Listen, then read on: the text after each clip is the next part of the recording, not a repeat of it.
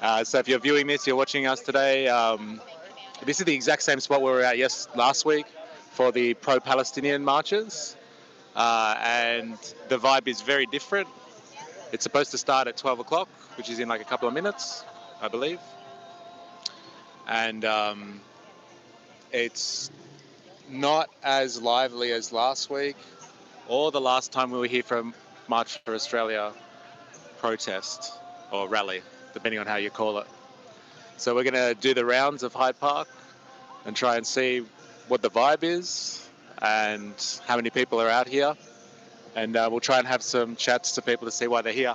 I've got my first victim of the day with me. And we're going to have a quick chat about why the two of us are here, or people maybe like the two of us are here. So give me a second and we're going to have a quick chat.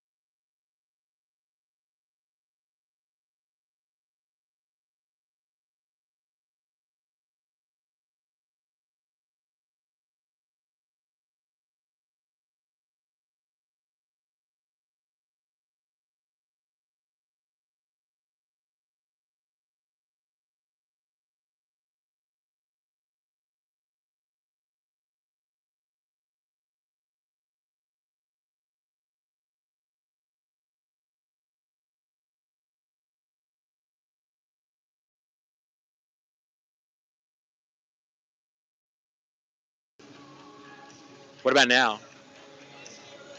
That was a good chat too. Can you hear it now?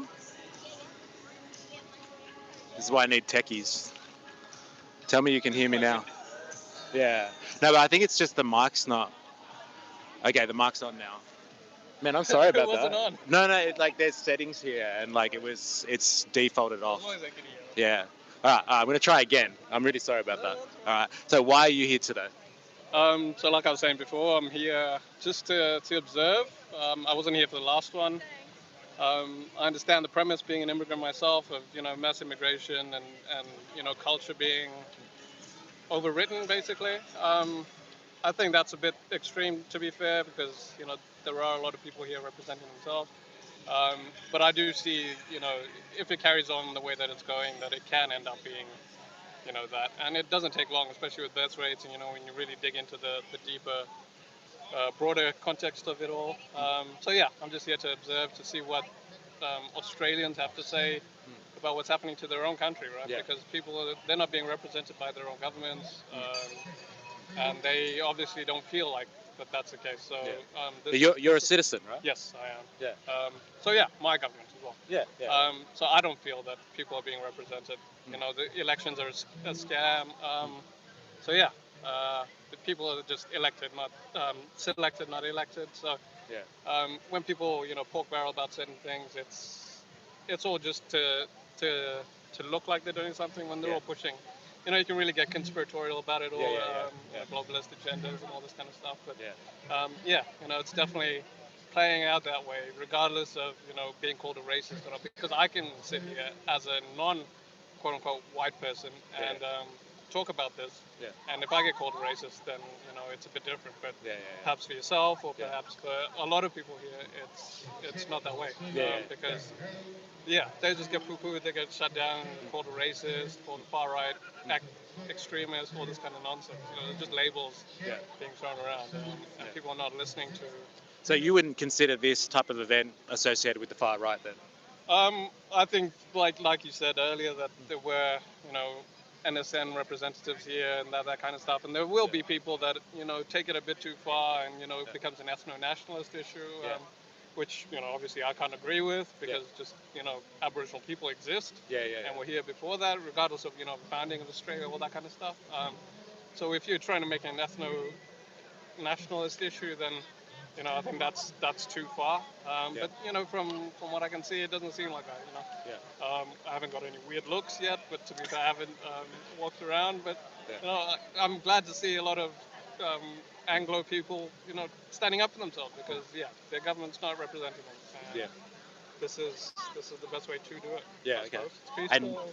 And like, how do you think of the crowd so far? Do you think there's a lot of people here? Um, What were you expecting? To be fair, I wasn't expecting anything. I just came just to see, to add to the numbers as well, because I think there is strength in numbers. There is, when people do see it, tourists and whatever, like I'm just looking at how they're looking at it, and they're giving it a weird look. But in terms of the numbers, I think the more the merrier. But that again, that depends on how it was marketed. I don't think. It got the coverage that it could have. I'm sure it was being suppressed on social media. I don't think the news covered it at all. And you found out on social media, right? Yes.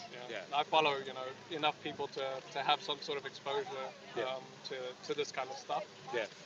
So I was aware of it from a while ago. And Okay. I knew that it was going to come. One more for you. The stuff that I was looking at prior to coming here was all about mass immigration being an issue. Yes. Do you believe that mass immigration is a concern? Yes. Yeah, I think it is. I think just in terms of infrastructure and housing and everything else that follows with that, the number of people, that's regardless of where they're coming from, is an issue. There was just the other day, those Palestinian refugees coming in. I've got no issue with that, because it's a humanitarian cause. But you've got to look at it on a broader perspective, and why Islamic countries in that region not doing the same thing. Why does it fall upon typically Western nations to bear that burden? Like if like I said, I follow this from multiple perspectives. So Canada, the UK, the US. If I look at Ireland or something, they have no history of colonial uh, settlement, right? So Yeah. if you're going to talk about England or Australia or whatever, maybe Yeah. you can point at that. But if the same thing is happening in a place like Ireland, where they've been subjugated by the English Yeah. or whatever, right? Yeah. Then you really have to think about what is actually going on, and is it a race thing? Is it a Kalergi plan? Is it Yeah. a replacement migration? Because there are documents that talk to all this kind of stuff. Yeah. So yeah, if I'm aware of those things and I see it playing out, regardless of the conspiracy or anything else, I can put two and two together and I can Yeah. see that something's not right, and people are being gaslit, and Yeah. Yeah. it's not fair because these are people that built everything, the infrastructure that's crumbling. Yeah. They built it to maintain a certain level, Mm. not the influx that is coming. Yeah. And then these same people that built it are now being ostracized or called racist or pushed out because they are typically the working class, Bogan, whatever people that Yeah. have a certain idea of what their country is, and maybe they don't live in the cities. And like I've been to regional towns, and I can see the cultural difference, and Yeah. not being white. I don't get looks or anything, but Yeah. it's a novelty Yeah. Yeah. for me to be there, right? So Yeah. yeah, and I appreciate that because Yeah. this is what Australia is. This is what the way that the country is. And there's a broader issue of Aboriginal assimilation and all that kind of stuff, but that's not what we can talk about. Yeah. But in terms of people from overseas coming to this place, yes, So you're not against migration? no, because Of- I'm a migrant yeah. myself, so I can't be. You're a citizen? Yes, How I long am. have you been here? Since 2009. I came as a student, so Yeah. I've been through that sort of what is now becoming just a pipeline. Yeah. I did a master, I did a foundation course, I did a bachelor's degree, I did a master's degree, Yeah. and then I got my temporary residence or graduate visa, and then became a permanent resident, and then I became a citizen. So I've been through that and the point system and doing the IELTS test and all that Yeah. kind of stuff. And yeah, I see these like pieces on ABC, and they're talking about how people are being marginalized because they have to do an English test to become or to get a visa or whatever, Yeah. right? And like this is an English-speaking country, so you have to respect that. There's a certain level of proficiency you have to be able to just exist within society, right? Yeah. If you're going to contribute, Yeah. if you're going to work, if you're going to do anything productive. Yeah. And I can only speak one language, being Indian myself as well, so that I have my own issues with Yeah. that. Yeah. And I have great respect for people who can speak more than one language. But Yeah. if you're coming here, then there are expectations that you have to meet. Yeah. And yeah, so I have no issue with immigration, but there is a way to do it. There is a managed, there are numbers that I'm sure that there's boffins, crunching numbers. You can see, where people are needed in terms of skilled migration, because there's a lot of people rotting the system, truck drivers, all this stuff. And they're not skilled, and they're then put in these positions of responsibility if you're driving a truck, and they're just not capable of doing it because the standards that they're used to just don't meet the expectations of this place. So yeah, the level of society is declining in my opinion. I see a lot of graffiti around. I don't think it's immigrants doing that, but that is a reflection on the broader picture. Is that there's a sort of demoralization going on that maybe is not palpable, but you can feel it. Things are expensive. Yeah. People are tetchy. Yeah. There's the roads are clogged. There's people just it's hitting people in a way that a laid back true blue Aussie, just in my stereotypical opinion before I came here, Yeah. just it wasn't they weren't gonna react like that, and I can understand it, right? Like people at a tipping point, and that's what these sorts of marches and rallies are. Is that it's a reflection of a growing discontent with Yes. where Yes. people are living, Yeah. and I have somewhere else to go potentially. Things shit hits the fan. A lot of people here don't, because this is all they know, and this is all they should know.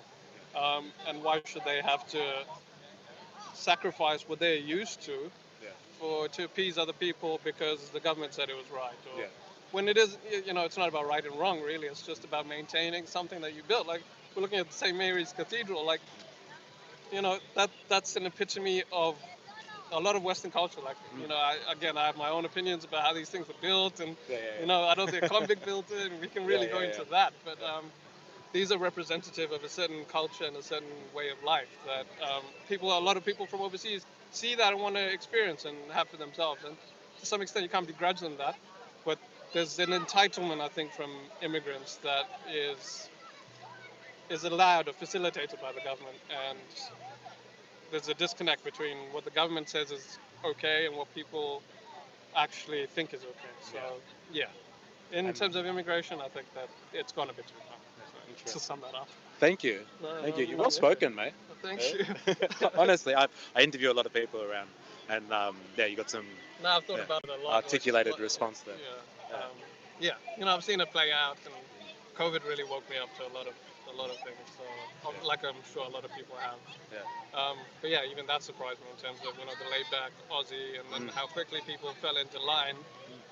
So even that is a representation of culture. Maybe it's a convict mentality. Maybe it's just people have a good way of life and they don't want to sacrifice that, so they'll do what's required of them in order to maintain that. Because how many people got injected with a bioweapon potentially, just to be able to eat out or get a coffee or things like that. So there's priorities in this life, and I wasn't willing to sacrifice that kind of stuff, and I watched a lot of people sacrifice it and now regret it. So there's a whole kettle of fish that multiple aspects of war, and this is a combination of all of that, and it's many years in the making, I'm sure. Generations. Thank you very much for your time, man. Not a problem. Enjoy the march. I might see you around. Yeah, take care. Cheers, bro. Thanks. Have a good march. Yeah, I will. You too. All right. It's called Mystery Movement. Mystery Movement on YouTube. There's an E at the end of mystery. Okay. Y-E. Yeah. I'll spell it out for you. It's good for other people that are watching this too. I'll spell it out for you as well. M-Y-S-T. Yeah, that's it. Then mystery, and then movement. Just type in movement at the end. One word, two words? Well, one word's fine. Yeah, should come up. Yeah, that's it. That channel there. You can follow the live stream if you want. Thanks, mate. I'll see the comments. See you, mate. Thanks. All right. We've got our first done for the day, and I think I've got no more technical issues now. Can someone just confirm that the sound is fine and the orientation is okay? 4AS, if you're watching this, you could let me know if the orientation is okay as well. Last time I had some issues with that. So here we are. It's Hyde Park. We're at the fountain like we were last time, but like last time we were obviously doing the Palestine march. And like there was a lot more people. We missed the first interview. Okay, fair enough. But I think I got it in the end. Ah, yes. We must please the algorithm. The algorithm gods. But yeah, let me know if the orientation is okay, someone, and the sound is okay. But yeah, it's a lot less people, I guess you would say, than last weekend, and a lot less people than the first March for Australia rally that we went along to. So I guess we'll just keep on, we'll go do the rounds, and I'll try and give you a perspective on how many people are here. And then I'll get some more interviews going. All right, I'll turn the camera around so you can see. Again, if someone could let me know if the orientation and the sound is okay, let me know, please.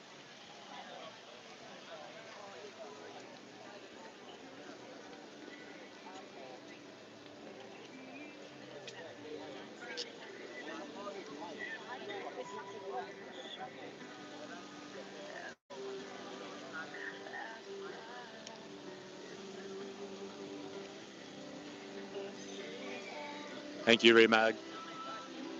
Orientation as well. I got it all today, except for the first part of that interview.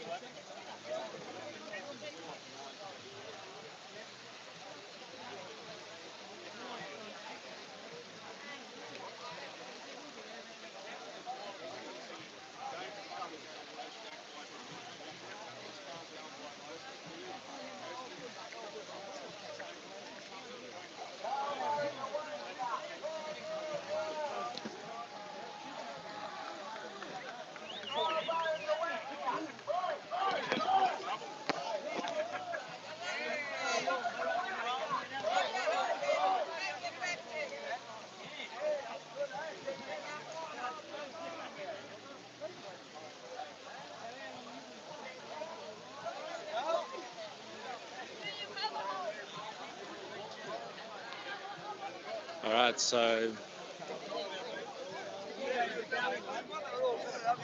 let's get a feel for it, shall we? Would you believe it? There's a one-piece flag down here.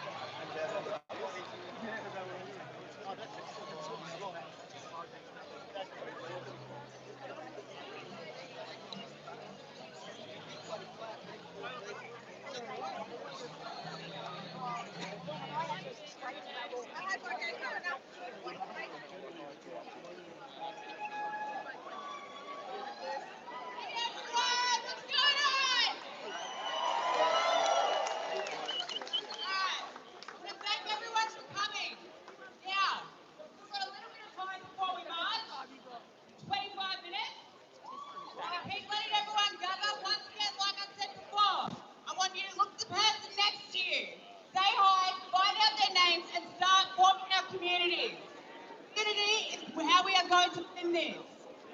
Now, when we're marching, we'll all be marching directly opposite at the other exit. When we announce it, I'm going to need you guys to let Jesse and I and the police get up the front. So nobody trying to push through, nobody trying to start the march. The reason why we are starting at 12:45 is to make sure that all the roads are shut and to avoid the counter-protesters. We do not want to run into the counter-protesters. That's not what we're here for. We're not here for violence. We're here to march peacefully, but very loudly and make some noise.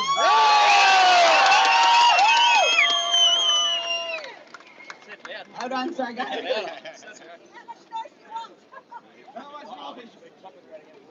How much noise? As loud as you can get. We've got the list of chants that we put on the March for Australia page. If you've got them, make sure you've got them ready on your phones. Yeah, getting everything completely set up, sorry. He's got to find the frequency down there because we can't hear. G'day. Try it again. Testing. Ира, я тебя вижу. Yeah, bring out the wide one. That's better. That's better. That's better.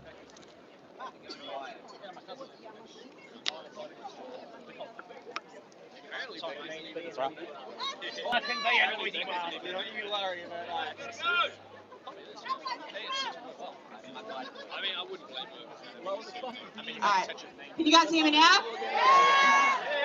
Alright, so one other thing that we've been notified of is there are some people held up at Central Station. So if you guys are missing one of your friends that you were meant to be meeting here, please give them a call. Just check in on them and make sure they're all good. If they're not, come let me know and we'll organise for the police to go out and have a look around for them, alright? Now, once again, if we do come in contact with counter-protesters, I understand the need to yell back, to scream back, to fight back. That is only going to make the situation worse. What we'll do, if we run into counter-protesters, listen out and you'll hear us start a chant. Just keep chanting with us. It will annoy them that we're not paying any attention to them and it will avoid any trouble starting. Aussie, Aussie, Aussie! Aussie, Aussie, Aussie! Aussie! Aussie! Aussie, Aussie, Aussie!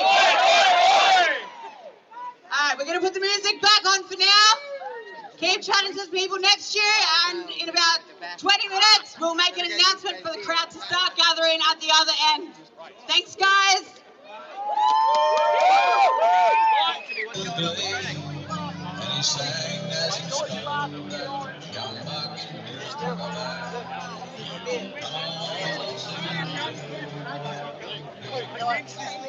All sing Matilda, all sing Matilda, you come all sing Matilda with me. And he sang as he spoke, young bucks and years to go by. All sing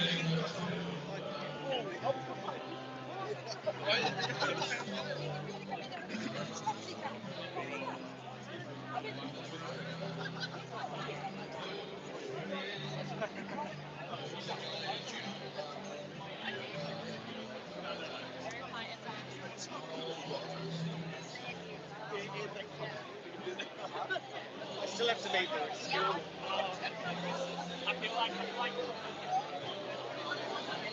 They're all one nation, and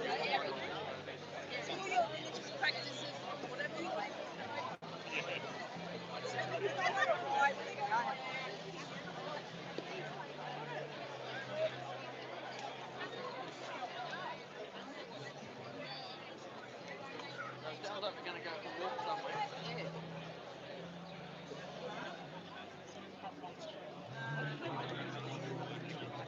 Yeah, they're the bigger ones.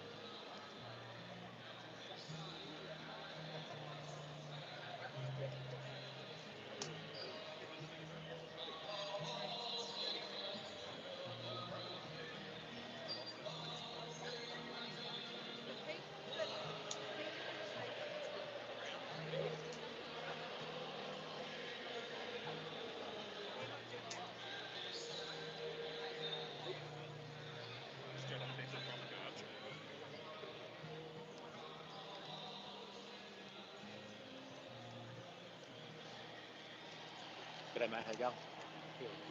Can I ask you a question? Yeah. Is that alright? Do you mind if I turn the camera around? Yeah, mate. Go for it. Thank you. Can I just ask you about your flag?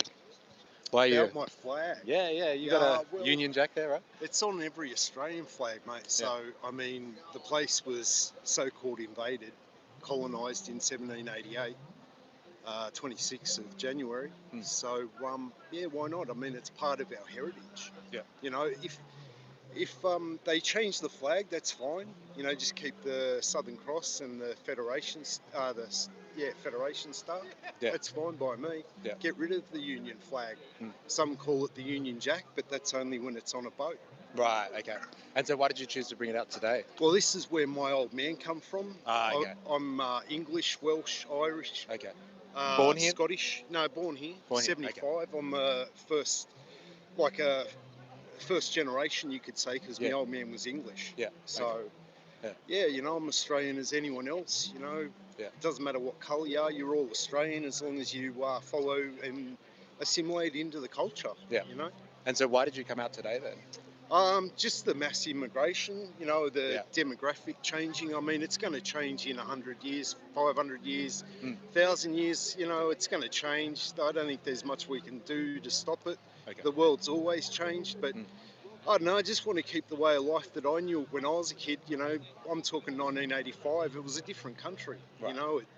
It had its crime, it had its problems. A lot of white men would have been running across and stuff like that, but yeah, it wasn't a bad place, but now it's like, as you come up to me, say g'day, I'm not going to come up with an attitude and say, oh, what do you want or nothing. G'day, mate, how you going? You know, that's Australia, mate. Yeah, and so on the organisation for the event and stuff, a lot of the talk was about obviously against mass immigration. Yeah, do you have an idea of what like mass immigration is? Oh, well, idea-wise, I mean, I think we've brought in, is it close to 1 million over the last 3 years or something? Yep. It's about 1,500 every 3 days, I think it is. Yeah, yeah. You know, well, the way to solve that is if Australians had kids, but, you know, the people that are born here, live here, whatever, but it's too expensive, like, to have kids, I guess. I never had my own kids because I just didn't think the world was good enough.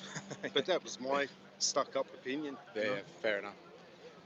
So, like, if the government was able to get a control on mass migration, would you have any issue with migration generally? Oh, no, not at all. Okay, not at all. I mean, you go back, there was Chinese here back in the gold rush days. You know, there was Afghanis, there was all sorts. I don't have a problem with that. As long as we assimilate, get along, you know, g'day, mate, you know, it's all good. Like Aboriginals, you know, there's a lot of slang words, slur words, I'd say, that are used against them, and that's a bloody disgrace. Like, they were here before the white man, and you know, we've got to find some way of, I don't know how you smooth that over. It's got to be done, but you know.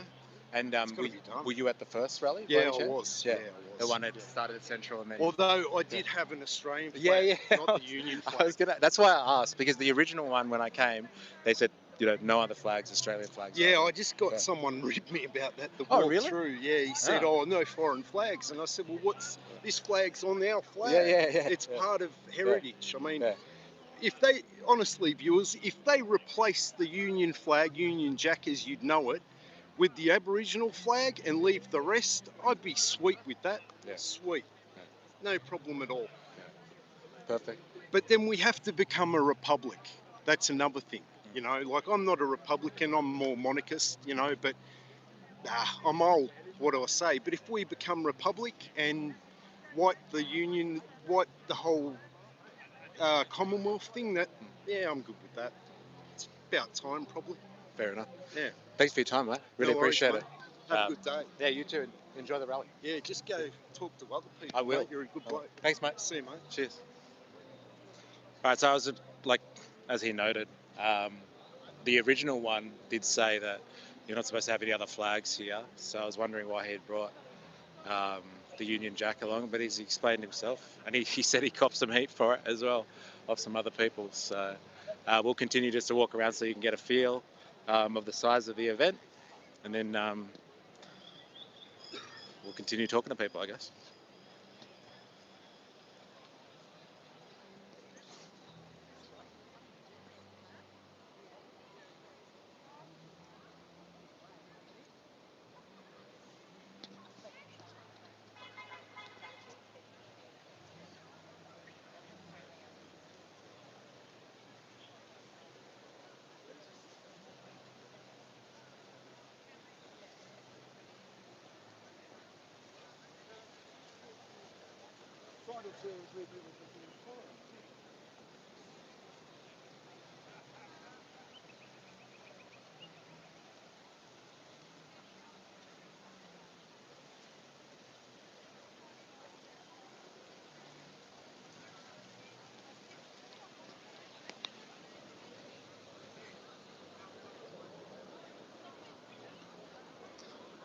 Excuse me. Do you mind if I ask you guys some questions? Nah, bro, I'm good. But where are you from, Brad? Like where do I live, or like what's this? What? Oh, this. I'm just on YouTube at the moment. I'm just streaming. Oh, I'm just walking around trying to get an understanding of the event. Do you mind if I ask you a couple of questions? Yeah, you can ask some Sweet. questions. Thank you. Why are you here today? Celebrate Australia. Yeah. Probably people have thought enough about the government and what they did, made a lot of promises and delivered none of them. Yeah. Cost of living went up. People can't buy a house. People can't even find a house to rent. Yeah. And they keep bringing people in. Yeah. Yeah. So I'm pretty sure it's a big concern. Yeah. We've got the whole generation of Australians now who can't afford to buy a house. Yeah. Are lucky if they can get one to rent. Yeah. What's Australia going to be like when those people retire? Yeah. Man, it's like cost of living is going to keep skyrocketing for people. Yeah. So what's Australia going to become if we can't look after Australians first? Yeah, fair enough. I like on the website when I was like researching today's event. One of the big things obviously is mass migration. Do you have like a kind of an understanding of what mass migration is? Well, they're just flooding the place. Right. Labor's flooding the place with people they think are going to vote for them. Right. Okay. Yeah. They're going to cause a lot of other people not to vote for them. Yeah. So. Yeah. And so like, is there like a number of like, do you have a problem with migration generally? Well, no. Yeah, well, I do have a view of migration generally. Yeah. It can be a positive thing for Australia. Yeah. But at the moment, Australians feel the government's not listening to them. Yeah. They're flooding Australia with cultures that are not compatible with Australia. Yeah. If you want to come to Australia, you actually got to come to respect Australian values. Yeah. So our values, our culture, our laws, our way of life. Yeah. Why would you come here if you want to come and bring your prejudice, your hates, your wars to Australia and, want to change it to where you come from? Yeah. It'd be much better if you just go back to where you come from. Yeah. So fair enough. And were you at the last one that started at Central? I think it was like a month ago now. Were you at that rally as well? I was at one about a month ago, yeah. Okay. Yeah. In Sydney? Yeah. Yeah, okay. Yeah. And are you guys from the Sydney area? Yeah. Okay. And it's like, do you think there's as many people as was at the first one here today? Probably similar. Similar? Similar. Yeah. There's a lot of people that can't get here at the moment because the trains, the way the trains are not running. I think they've delayed things a little bit by a bit for people to get here. Okay. So. And do you guys know where we're going today? Where the march is going? I don't know. Wherever the crowd goes. Yeah, wherever the crowd goes. yeah, fair enough. Wherever the crowd goes, mate. But perfect. it's just about Australia. Yeah. Look, there's nothing wrong with immigration, Yeah. but when it's the wrong immigration, it's causing massive problems. Yeah. I got 5 kids that are all grown up. Yeah. Probably 4 of them will probably never be able to get into a house, not in Sydney anyway. Yeah. So, and man, if you got to try and go and rent somewhere, how many people are in the line before you? Like, what's the government doing, man? Housing is a basic human right. You need to have a house over you. Yeah. You need to have food on the table and a house and a roof over your head. So, and what's the government doing, man? They're not doing bugger all. And that's what today's about, right? Yeah, today's about, know. It's also, they're flooding the place. There's way too many people coming in. Yeah. You got a lot of things like division in your suburbs now. I used to know everyone in my street. Yeah. I'd be lucky if there's another person in my street that talks English now. Yeah, right. Okay. And when you have no harmony and no one mixing, you've got division. That gets rid of your national identity. What's going to happen to Australia in the future?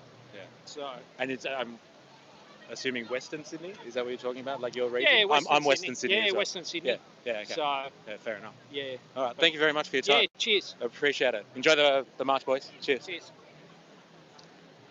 All right, we'll keep on getting you some more context as we go.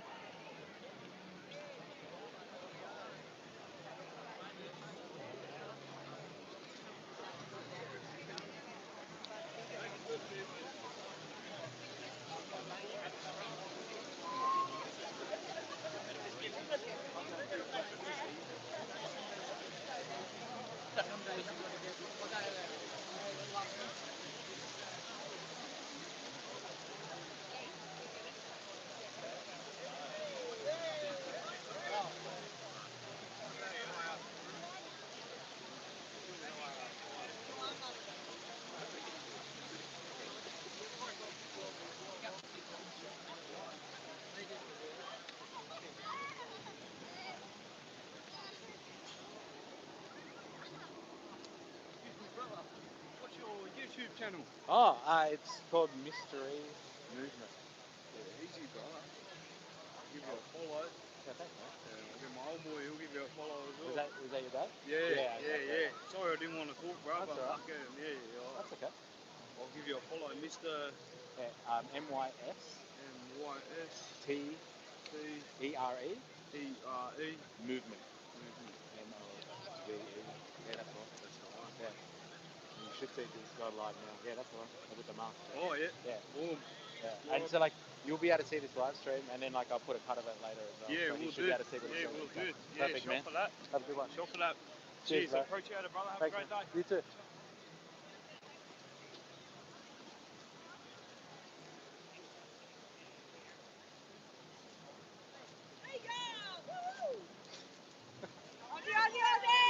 Can I ask you a question? Yeah? I'm going live. Oh, come on. Yeah, there we go. Live all day. There we go. What are you gonna Thank ask? you. Not impressed with the turnout so far, brother. It's not the same as What last the time. fuck? It's not the same as last time. I'm not. If you're at home, not here, not marching, and want to whinge, shut the fuck up. We're just trying to help the people that can't get here. That's what it's about. Hey? They're probably doing their own way. Like, Get your flags going, even at home. I'm here missing out on holding my first grandchild. Okay. Because I'm doing it for her. Yeah, good. There it is. And so let me ask, why are you here? Why exactly are you here? For that. So my granddaughter does have a spot at university. So my granddaughter maybe one day can buy a house. So my granddaughter doesn't sit for 3 hours in fucking traffic just to get to work, and she can have a life, our way of life, preserving our way of life. Fair enough. That's it. And like a lot of people, or like the event said that there was a big problem with like mass immigration. That's all it is. Is Slow that it down. Is that a problem? Like, that's the only reason we're here. Okay. And so like what? No, oh my god, my best mates, Lebos, Asians, a lot. They're mad cunts. Okay. That's And the so best like, part of Australia. what is mass immigration then? Like, is there a number? Like, you guys think? I don't know. I don't know. But you know what it was? It was the burning the fucking flag that sparked me. Okay. Do not burn. Like, don't come to the country and then piss on our flag. Yeah, Fuck off. Yeah, fair enough. Imagine if we did that to theirs. Yeah. We would never disrespect another country like that. We go there to celebrate it. Do the same or don't come. And Simple. were you guys here at the first march? Everyone. Yeah. Every Yeah, march. and there's not as many people, It's right? so disappointing, and this one should have been big. Yeah. It's sad. Okay. It's sad because it looks like it's the whole racist tag that is holding everybody back, and they're so scared. Like the men are scared to march in fear of co-workers and them being called racist. Yeah, it's fair wrong. It's not about that. Yeah. It's not about racism. Yeah. The best part of Australia is our multiculturalism. Yeah, the fair best enough. part is that. Thank you I'm very Russian. much. I'm Russian. You're Russian? Yeah. Yeah. Okay. Yeah. And so were you born here? I was born here though. Okay. Yeah. Yeah. I'm Aussie. Aussie. Oh, I am. But my point is, Where are you from? What Aboriginal. TV show thing are you from? Oh no, this is just the live stream on YouTube. Are you Aboriginal? Yeah. No, I'm not. Oh, what are you? Yeah, my family is from Portugal, and my mum's Aussie and my dad's Portuguese. Nice meet. You Yeah. turned out all right. Yeah. Thank you very much. Enjoy your day. Another good thing, we've got the hottest people here. Thank you very much. Enjoy your day. Thank you. Hey, my friend's watching your live stream. Oh, no way. Yeah. Honestly? Can I say hi to him? Yeah, can you What's up, please? Sebastian? Oh, yeah, what's up? We found him. Why are you guys here? Protesting against the government. Okay. Specifically just the government. Well, the stuff they do, like mass immigration. Okay, so what's mass immigration? Like, well, there's a lot of immigrants coming into the country every day. Yeah. And I feel there's too many that we can sustain. Okay. And you guys are young.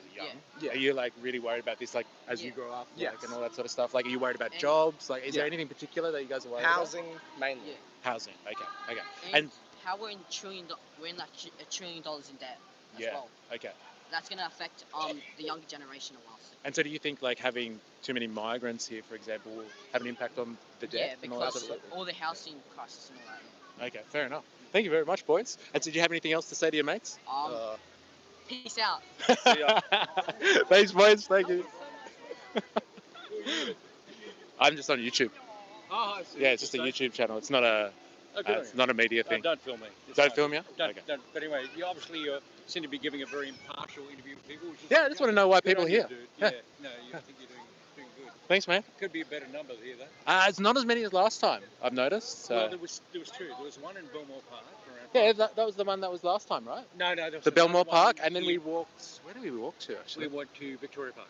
That's right. And it was a good vibe. Yeah. And then there was another one organised, I think, by these same people. Yeah. Back at don't film me. I'm not filming. That's a microphone. You're. No, just a reflex. I don't want. Oh. You must be having murder when you're shaving. It's great shaver.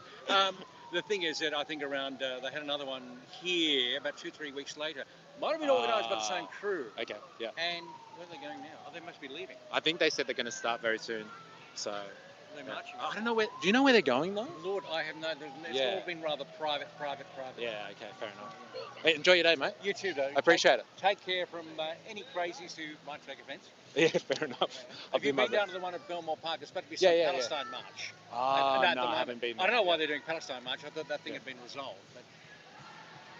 But maybe not. You take care. Thank you very much, sir. I just got swamped. It was interesting to see those young people's opinions. They were really young. They had to be like, what, 14, 15 max? Interesting. All right, so it looks like the march is moving, but nobody knows where. It's a mystery. It's a fucking mystery. So you tell me how many people you think you got a better vantage point than I am, because I'm holding my hands up high. It's actually increased a lot since I got here, but it's hard to tell how many people are here, to be honest. It's very hard to tell.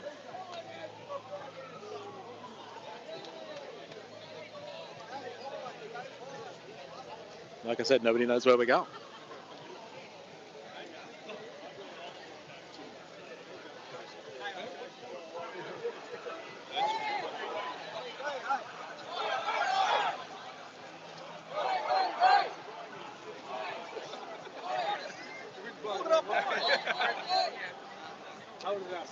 The wind stopped.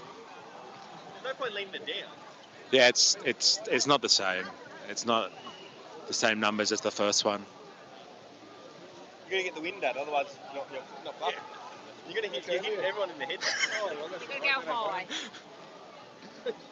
Sorry, bro. It's just going to blow where it blows. Elbows a traitor! Elbows a traitor! Like a brown nose in the Chinese.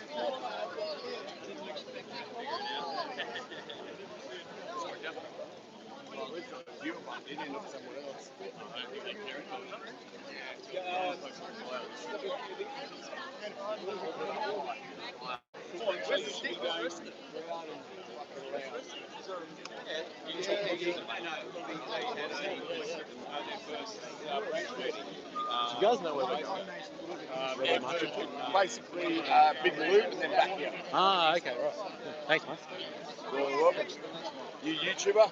Yeah, I am. Yeah, I'm streaming right now. Can I ask you a question? Absolutely, sir. Yeah, legend. All right, give me a second. Why are you here, mate? Because I hate my government. They're useless. Elbows a wanker. Yeah. And we're sick of mass immigration. Yeah. Immigration is fine, but at the moment we've got enough housing. We don't have enough tariffs coming out from the big companies, from the big uranium and mining. And Australia could be debt-free within 12 or 18 months. Yeah. As long as James... If they actually just tariff the big companies. But I think the politicians get too much kickbacks. Yeah, right. Okay. And so, like, a lot of the stuff on, like, the website for today's event is about, like, mass immigration being a big issue. And digital ID. Yeah, digital ID. And central business currency. You can take that and stuff it up your... where the sun don't shine. Yeah, fair enough. And like, what would be nice? Yeah, thanks. And like, do you have an idea of like what would be an acceptable level of migration, or no migration at all? Or like, what's sustainable? What's sustainable? Yeah. Okay. Yeah. If we've got enough housing and we've got enough people integrating and want to be part of Australia, then you're more than. I don't care if you're red, white, black, yellow, blue, what religion you are. Yeah. If you want to be part of Australia, you're more than welcome to come here. Yeah. But don't sit on benefits and then you know, the other problem overseas, it's not our problem. And I mean, and supposedly that's been fixed now. That's all right, bro. And there's still, you know, problems. Just the amount of crime. Okay. Especially in Melbourne and Queensland. Sydney's not too bad. Sydney's a bit better, you reckon? Absolutely. Yeah. But yeah, no, we're here just to support a country that my grandfathers and great grandfathers went to war for. Yes. Yeah. And I'm Navy, Merchant Navy. Yeah. Yeah. And you know, if you're not willing to defend the country, then you know, don't let the door hit you on the way out. Yeah. Fair enough. And were you guys here for the first one? Like, I was I've been over a here month. for every single one. Yeah. Okay. And do you think the crowd is the same as the first one or the other one? It's a bit iffy. Yeah, fair enough. Definitely not as big as some of them, but the first one was massive. Yeah. But a lot of people have done 1 or 2 now. Yeah. 3, and a lot of people can't make it. They've got commitments, you know, all that sort of stuff. So. But as long as we stand up, make our voice heard. Yeah. Oh, one of the things that I heard you say, and a number of people here, that people have got a problem with Alba. Is there a particular reason or an issue specifically with Alba? Or? Okay, well, if you want to bring in people from another country that want to hate this country already, why? Yeah. We're talking about the 500,000 people that want to bring in from another country to build houses. Yeah. Why don't you employ the Australian people? Right. Yeah. Because it's too expensive. Yeah. They don't want to pay for Australians to do it because they get it cheaper from cheap labour from overseas. Okay. And it's a bit of an issue. And is that a specifically like Albanese government thing, or are you talking about? Is that generally? With it doesn't matter if it's the left wing or the right wing. It's the same bird. Yeah. Okay. Because they're all getting kickbacks, if you ask me. Yeah. Right, because the central banks and the big Rockefellers and the 13 families and the multinationals, and that's it. All stems down to we're not being heard anymore. Yeah, fair enough. And we're trying to make a voice. Yeah, perfect. Thanks for your time, man. I appreciate it. No worries. You got anything you want to say to anyone out there? Aussie! Oi! Thank you very much. Thanks, mate. I appreciate it. Thank you.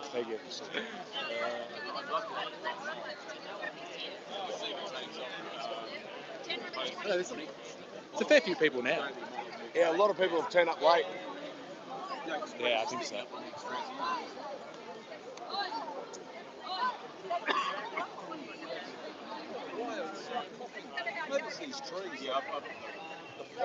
Love your work, sir. What's your name? Kevin? Philip. Welcome to have you here.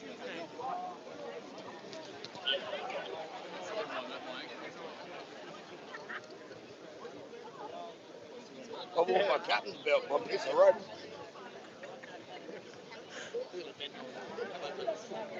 That looks like I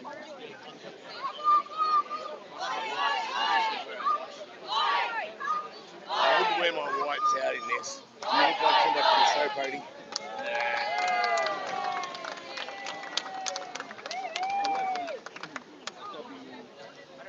Enjoy your march, man. Thank you, sir. Sorry, mate. You want them? Yeah. That's legit.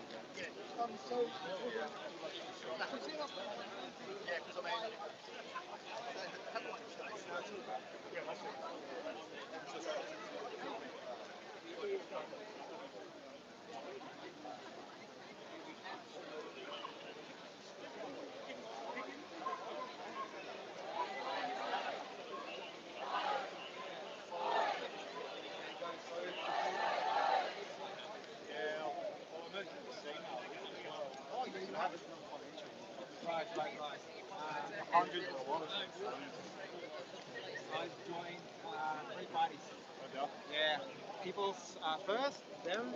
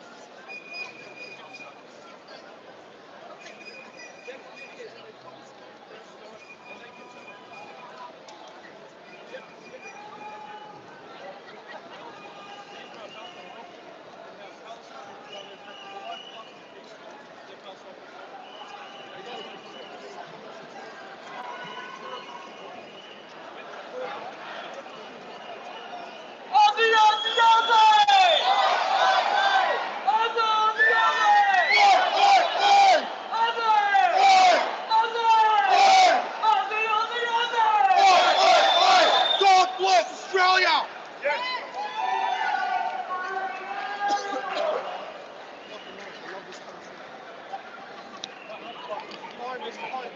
Dead set. It would have been better. It would have been better if we fucking set up. I was always told Scotland's most resourceful country in fucking planet. Can I ask you guys a question? Yeah. You go, bro. I asked you last time. Do you remember at Victoria Park? Yep. Yep. I interviewed you last time. Yeah, mate. Yeah. Can I ask you why you're here today?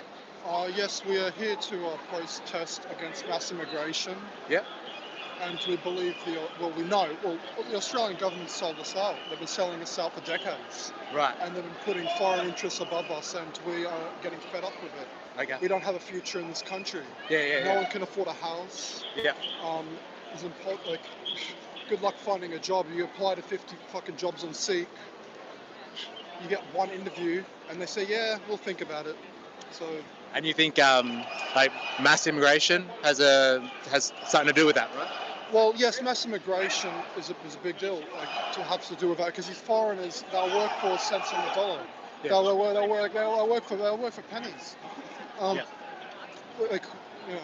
And do you think like there's an acceptable level of immigration or nothing? There is an acceptable level of immigration. We're just bringing in too many people at once, and they are not assimilating to Australian culture. They do not love the country. They do not have any connection with this country. I was working a job a while ago, just basic kitchen hand job, and the foreigners that were working there, they were sending all their money back to their countries. Right. Yeah. Okay. Fair enough. Thank you very much for your time, man. I appreciate it. Oh, this is on YouTube. Oh, yeah. What's the channel?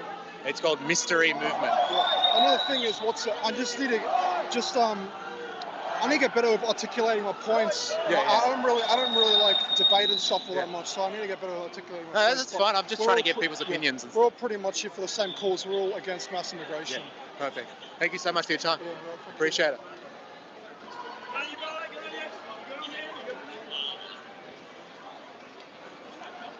I'm trying to get some younger people where possible.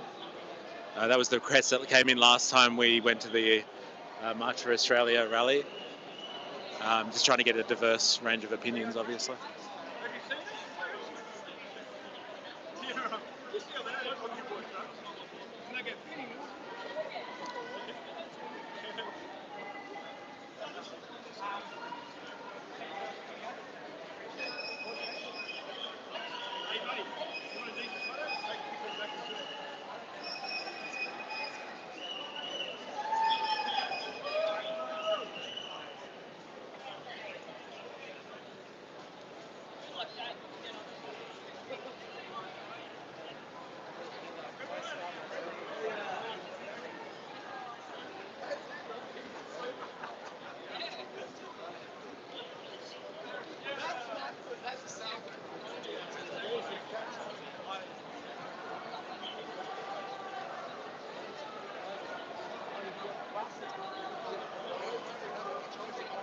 speak with you again because I didn't think that I really stated my points properly. I didn't think I articulated my words that well. Yeah, all good. Give me a second. Yes. Okay. So the real reason why I'm here, I can't speak for other people, but we're all here for similar interests. Yeah. We're against mass immigration. The Australian government has been selling us out for decades and decades and decades. Or mining, or toll roads, or private housing to foreign interests, and they're putting foreigners above Australians. And we are here because we believe that Australians should be put first. Yeah. That's the real reason why we're here. And we don't have any future in this country. Young people don't have any future in this country. The median house price is like $2.5 million last time I checked. Yeah. So it's ridiculous. A rundown house in Mount Druitt with no roof on it sold in, I think, 2021 for $1 million. Yeah. Right next, just because it was close to a train station. Yeah. It's ridiculous. People, foreign, big corporations and billionaires should not be buying up all our land. Right? Residential housing is for us. Yeah. And I need to get better articulating my points. And so, like, do you think though that like a march like this is just about immigration? Then is there about other issues? Seems like a lot of your concerns there seem to be economic or government issues. Well, that's the real reason why we're here, and immigration is causing problems for us. Having too many people. Yeah. Sorry, I just got to wait for that. Well, we're here for similar interests. We're all here. Immigration is a big factor of the housing crisis. Yes. And so, do you think there's anything the government can do about the housing crisis? Stop letting as many people in. Okay. Yeah. Fair enough. Yeah. Thanks, man. I appreciate it. How you going? So, good. My name is Zane. I'm an Australian. I'm born here, and I just wanted to voice my opinion. Yep. Right now, I'm trying to get my Ps, but I have to wait 3 months before I can get any seating, any booking at the moment, and this is due to immigration. Right. And right now, I'm fine for immigration, but quantity, not quality. Quality, not quantity. Yeah. Fair enough. And so, have you been to these events before? No, this is my first protest ever, actually. Oh, really? Yeah, Okay, yes. yeah. I'm also Croatian background too, and we had to fight for our independence, Yugoslav war. Yep. So that's why I'm for this. Yeah, and I'm fair ready enough. to fight for anything, man. Yeah. And so, were you born here? I was born here, yes. Okay. And your parents came over? Yes, my parents, my grandpa came over, and my mum came over, and yes, so I'm the first person to be born here, yes. Okay. Yeah. And so, like, a lot of the stuff today is supposed to be about mass immigration being an issue. Do you have a problem with immigration generally, or is it just mass immigration? I do have a problem with immigration now because, it's starting to change this country for what it is. I don't recognise my city anymore. I'm not able to get a proper job where I want to be in anymore because everyone's taken that. And I've seen that they're starting to hire foreigners over Australians because we demand real pay when they can underpay the foreigners, and the foreigners just accept it, which... And that's Perfect. Yeah. Thanks for your time, No man. worries, have a good Appreciate one. it. Good luck. See you later. What's Good your luck. name, The channel is called Mystery Movement. Mystery Mover. I'll write it down for you if you want. Mystery Movement? Yeah. Okay, sweet. I'll spell it out for you if you want. It's just it's a different spelling.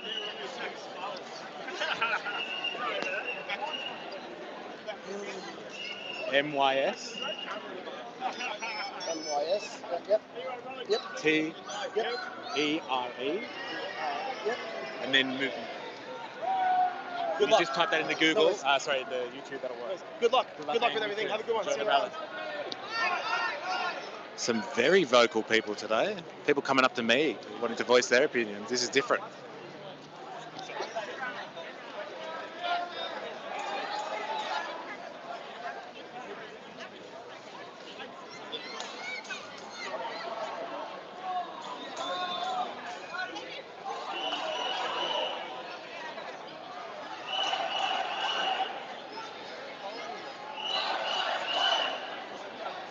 Can I ask you about it? You can, yeah. Is that all right? Yeah. Thanks, man.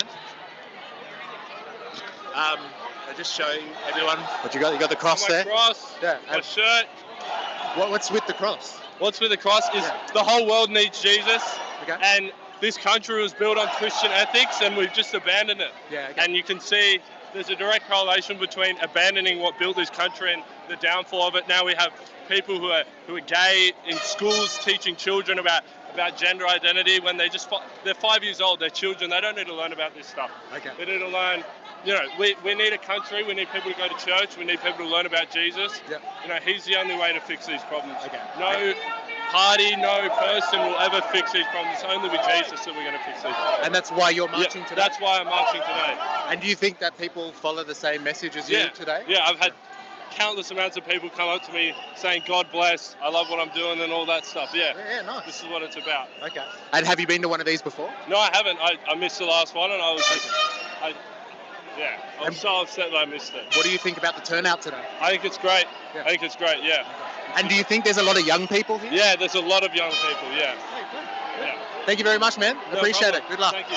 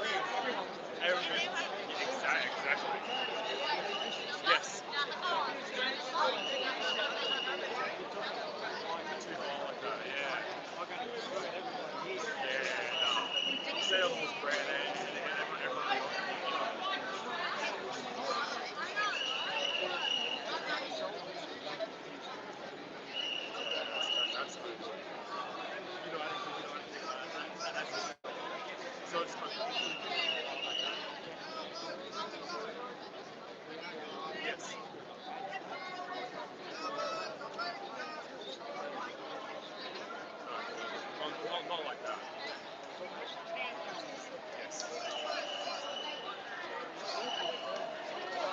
He's most probably got AIDS today. He's had so much of his phone coming from photos, videos.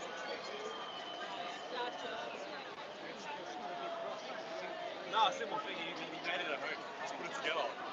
Homemade cross. Even better. You too, mate.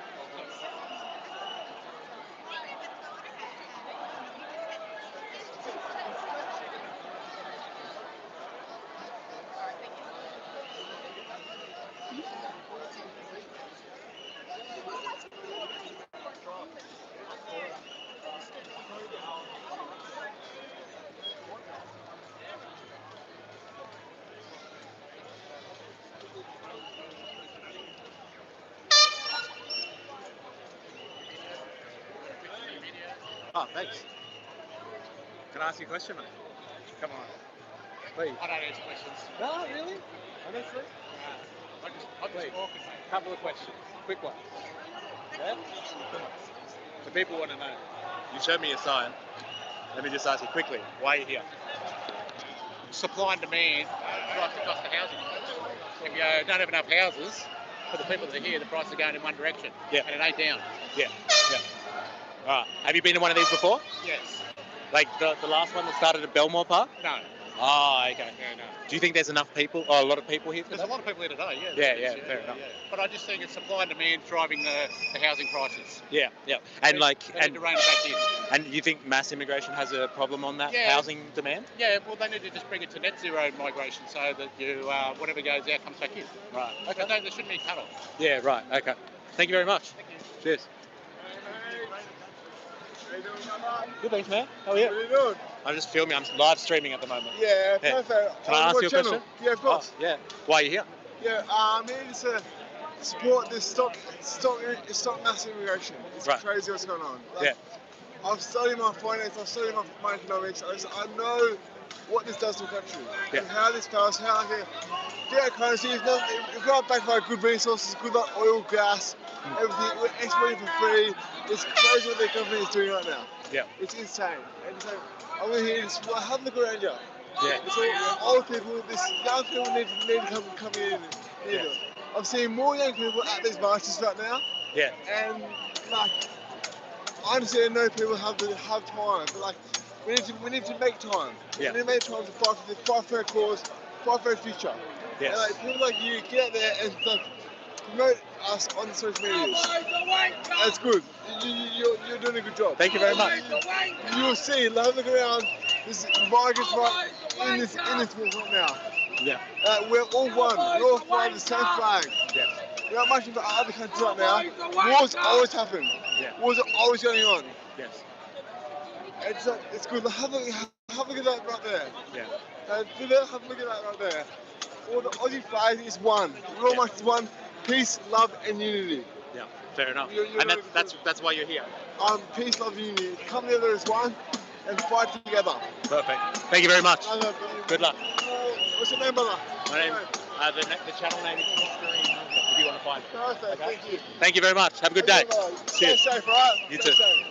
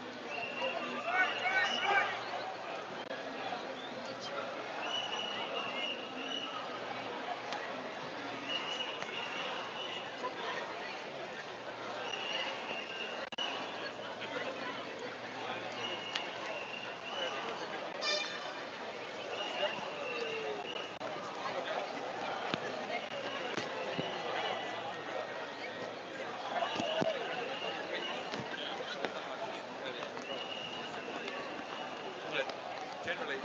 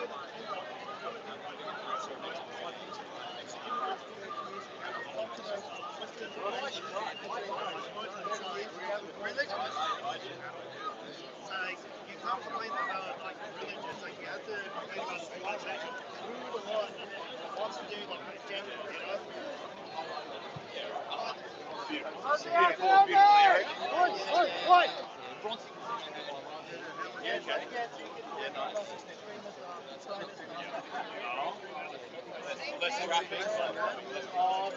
The traffic is bad. I just like that.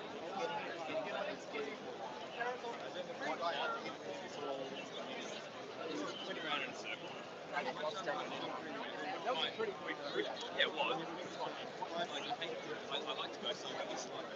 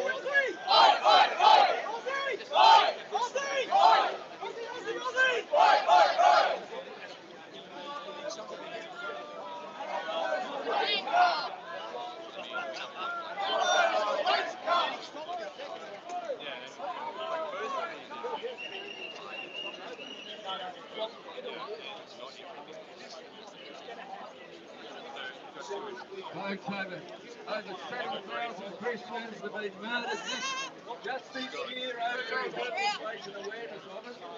Over in Nigeria by Islamists, and mainstream media is just totally quiet about it. Says nothing about it.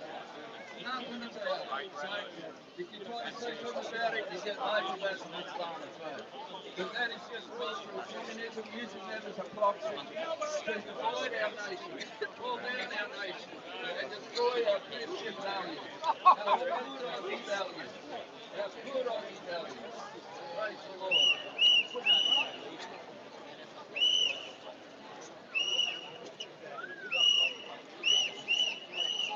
Can I ask you a question? I'm not articulate, all right? That's fine. That's fine. Can I ask you why are you here today? About a lot of things. It's not only what is happening to our country, it's who is doing it to our country. This is the person that's supposed to be working for us. He never gave his word when he was sworn in. He gave a mass affirmation. Yep. He never swore to the Australians. He swore to uphold Australia or whatever it was. Bullshit, he said. He never swore to the government. Yep. The government has been unconstitutional since the 70s because they're a corporation. Right. Because we're on the bloody stock market in America. Right. As Australia, corporation. Yeah, right. So, Is this part of the sovereign citizen stuff? No, It's don't get different? no. Sovereign citizen are two different things. Right, okay. Right? Yep. This is where they put their stuff out. Okay. Right? Yeah. You're either sovereign, which is I'm a citizen. Yeah. Right? That's the way I look at it. I'm not sovereign. I'm just looking for my sovereignty in the country. Right. Got it. Difference. Yeah. Difference. And can I ask you about your sign there? Yeah. So much, mate. Pauline for PM? My ass, mate. I mean, look at the backing. I mean, it doesn't matter whether you vote Liberal or Labor. Yeah. They both have the same agenda. Right. I mean, are Liberals standing up against the net zero? No. Right. Yeah. Are they standing up against immigration? No. Okay. Are they standing up for anything? Yeah. No. Yeah. The only person that's been true and all the way through for the last 30 years is this woman here. Yeah. They put her in prison, don't you? No, I wasn't aware. No, yeah, she was imprisoned under false charges. Right. Okay. And only because she was gaining against the other two. Right. And then they conspired to put her in jail for 30 days, I think it was. Okay. And so do you think that if she got into the hot seat, she'd be able to fix the issues with Australia then? The problem is, because of the immigration and the way Labor has set it up, and the Liberals, like, okay, when has a minister walked up and welcomed people into the country that weren't of a certain ethnic group? Right. Yep. Right? Or a certain ethnic persuasion in their religion, whatever. He doesn't go there and meet Englishmen, does he? He doesn't go there and meet French. He doesn't go there and meet anyone. Okay. And yet you've got these people coming into the country and are two free-speaking people that what they consider right-wing have been knocked back. They've got no criminal history. Yeah. They're just general speakers. One's American and one's English. Are you talking about one of them being, is it Candace Owens? Is that one of the ones that have been knocked back? Candace Owens. Yep. Why was she?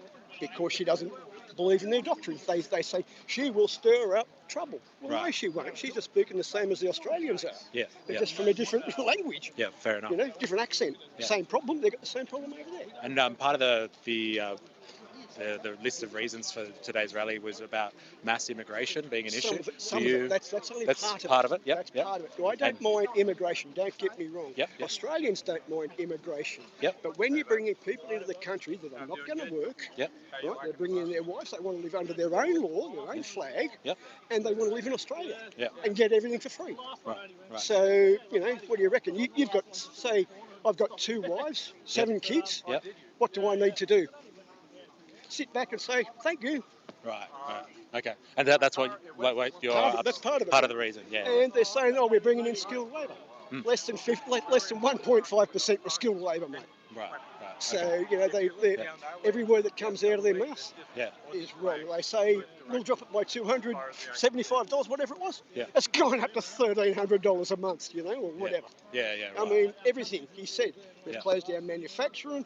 They're closing down our power. Yep. So that's why we've got nothing here, because they keep charging. Renewables. Yep.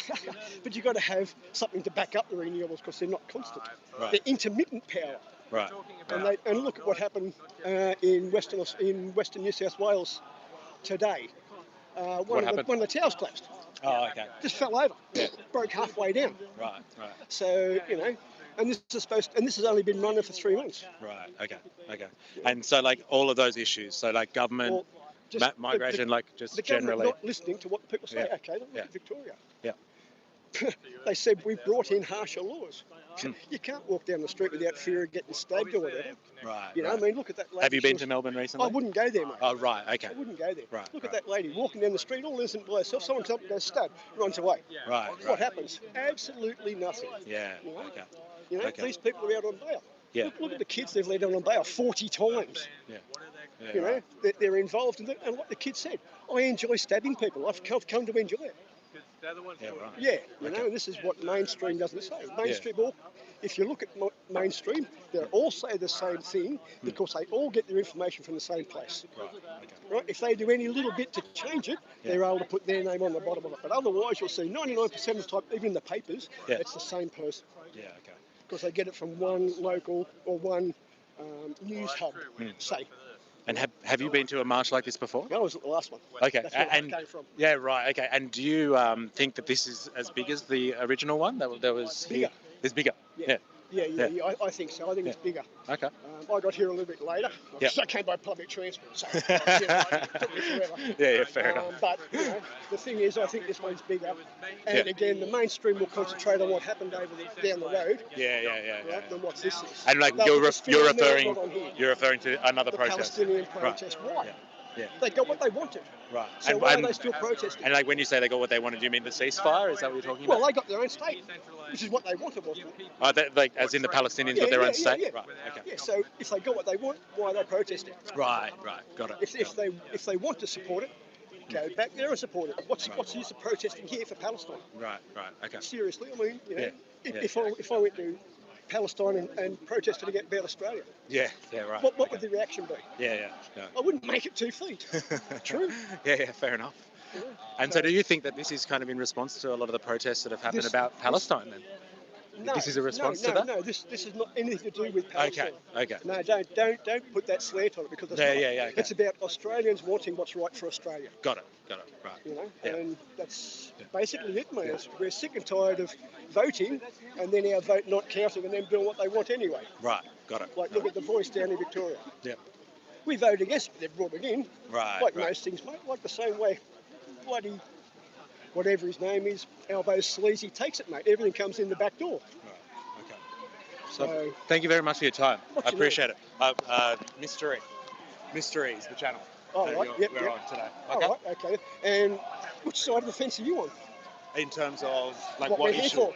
What we're here for? I'm just here to document it, to be honest. No, okay. No, you could be documenting. Yeah. But what is your opinion About Australia? about what's happening today? I think there are large-scale economic issues that people have. They want to be able to buy houses. They want to be able to raise a family. They want to live in a prosperous environment, and they want to enjoy the wealth that Australia creates. Stop selling us off to foreigners. Right, and there's a lot of issues economically that I think people are really angry about. That's it. But I do think there's some displaced rage, though. Oh, yeah, for sure. But I think it stems from the economic issues. Exactly, because we keep getting told you're wrong.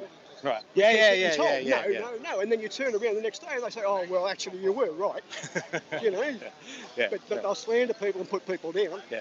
And then when they throw mud, the first thing they do, they'll see if there's any Nazis, pro-Nazi people there. They'll film them. Yeah. They go, oh, well, the pro-Nazi man. You know, there were some neo-Nazis at the first one that I went to. What do you think about that? I think they should be shuffled off to the side. Yeah. They're as bad as the extremists from the other side. As far as I see, fair enough. they're extremists, and you can't argue with extremists. Yeah. Got it. As evident by down the road. Yeah. Fair enough. Thank you very much. Thank you very much, for your time, mate. Cheers. Appreciate it.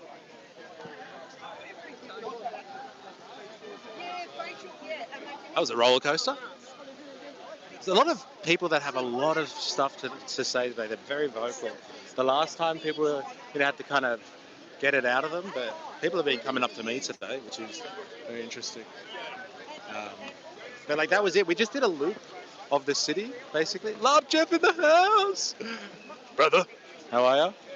Yeah, we just basically did a loop down George Street, swung around, and then we're back to the same spot again, pretty much.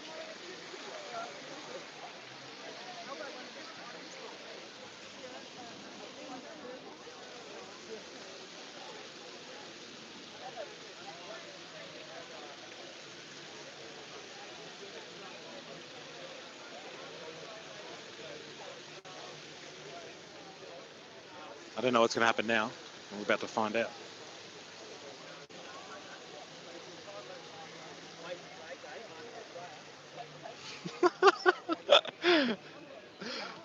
Bunnings doing a bog. I hope I read that right. It's hilarious.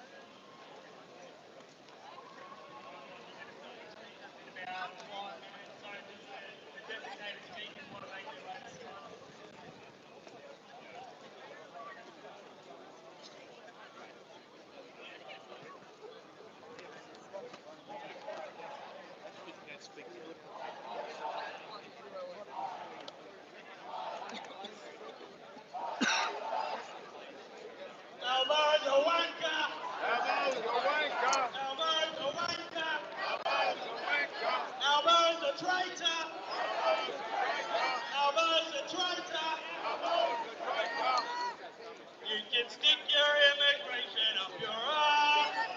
You can stick your immigration up your ass. You can stick your immigration. Stick your immigration. Stick your immigration up your ass. Woo! Yeah!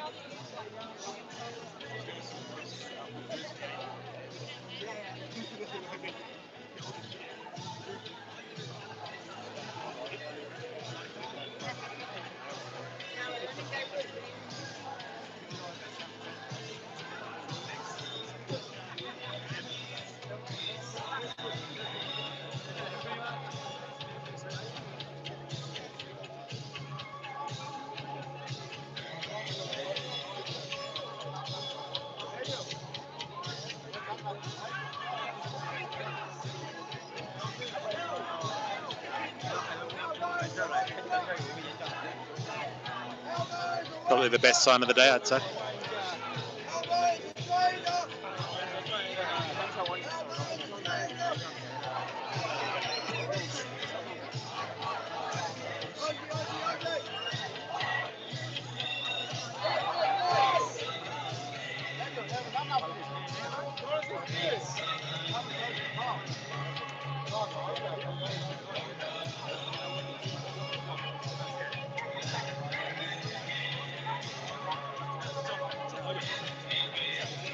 At St. Mary's Cathedral, Sydney.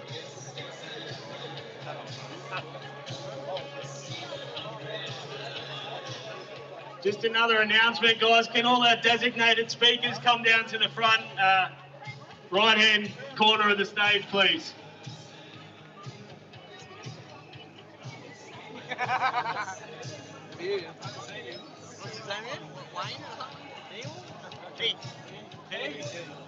It's 100% it was him, eh? 100%.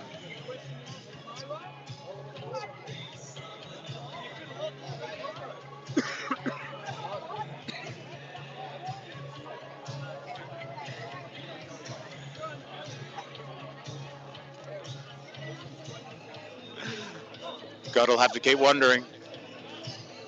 It's a mystery.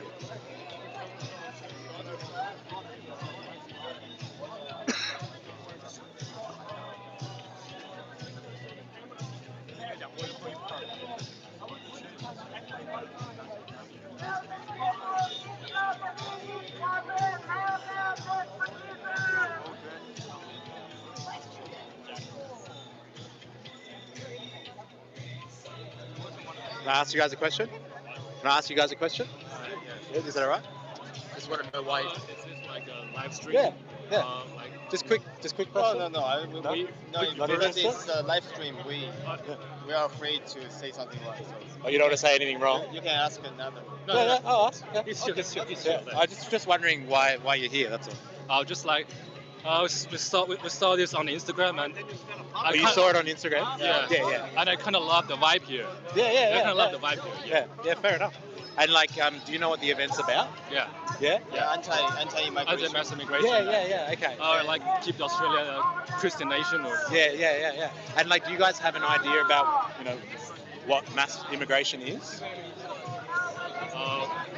Mass immigration? Yeah. Or like why it's a problem, why people think it's a problem and stuff like that. Do you know why? I think like they're blaming the Labour Party, right? Yeah, that's a lot of the stuff today is about that. Yeah. I think like people think like the Albo and the Labour Party are not doing well on the immigration problem. Yeah. So. Yeah. But I think, and like, have you guys been here for the whole thing? Were you marching as well? Yeah, Did you do the march? Yeah, we came followed the here march. like just at like 12. Yeah, okay. And have you been to one of these before? No, There was another one like about a month ago. Yeah, this first. This one. Okay. This is our first time. Yeah. Okay. I want to come there, but like that day is the same day as the Sydney Marathon. So Yeah, that was the same day as the Sydney yeah, Marathon. So That they was blocked the traffic, and I can't take my light rail. Yeah. So I can't come here. Yeah, fair enough. And so, like, have you guys enjoyed it? Do you think it was a good rally? It's pretty interesting. Yeah. Have you been speaking to anyone here, or is it just the two of you guys today? You're the first one who talked. Yeah, really? Yeah, you're the first one okay. who talked to us. Yeah, right. Fair enough. Well, I've just been trying to film it because there's people obviously that can't make it and stuff like that. So I've just been trying to get a feel for it. But like, do you think there's a lot of people here today? Are you like Yes, I think it's a lot of people. Yeah. travel vlogger or what? No. Like I have a channel and I just like talk about politics. YouTuber. Yeah. I stream during the week. So how and stuff many audience now? There's like 23 people watching us right now. Yeah. Okay, that's a lot. Yeah, say hi to the people. Yeah, hi. Thanks, boys. Thanks. I appreciate it. Thank you.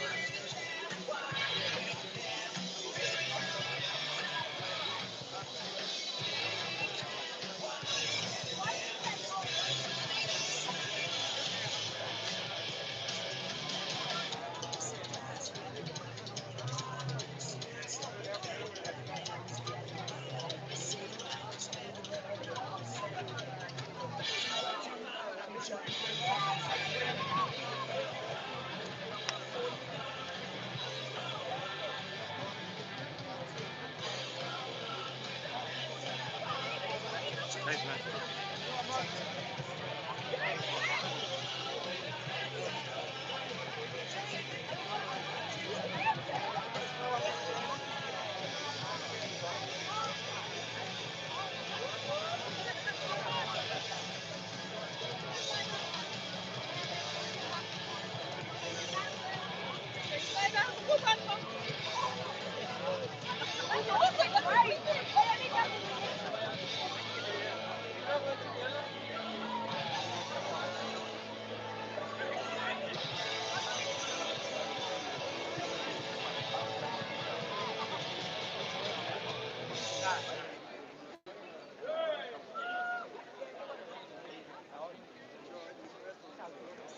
Hello everyone, welcome to March for Australia Sydney 2.0.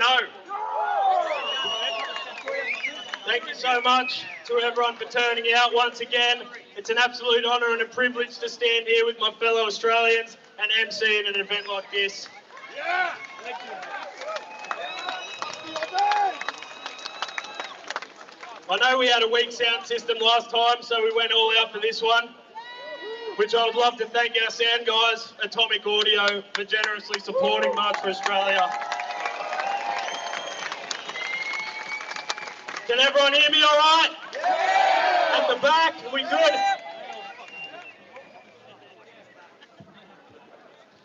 Welcome to Hyde Park, which has been occupied every Sunday for the last 2 years by foreign protesters. It feels good to return this historically rich and beautiful park to the patriotic people of this nation.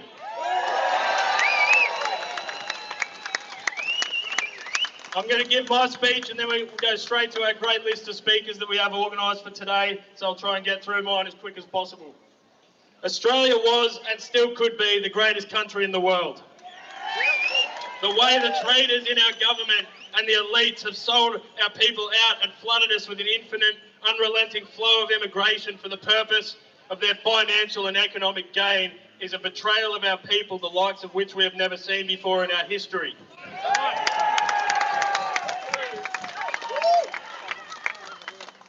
Politicians keep talking about social cohesion, yet true social cohesion comes naturally when there is a common heritage and a clear established national identity. You can't cram suburbs full of enclaves of hostile foreigners with ideologies and religions that are fundamentally against the founding culture of this nation and expect social cohesion. It doesn't work that way. What makes a nation great is the people in it. Australia has always been globally known and renowned for its people and our culture. Culture flows downstream from race and heritage. When you add countless hordes of ethnic foreigners, it completely strips that nation of its culture, heritage and identity.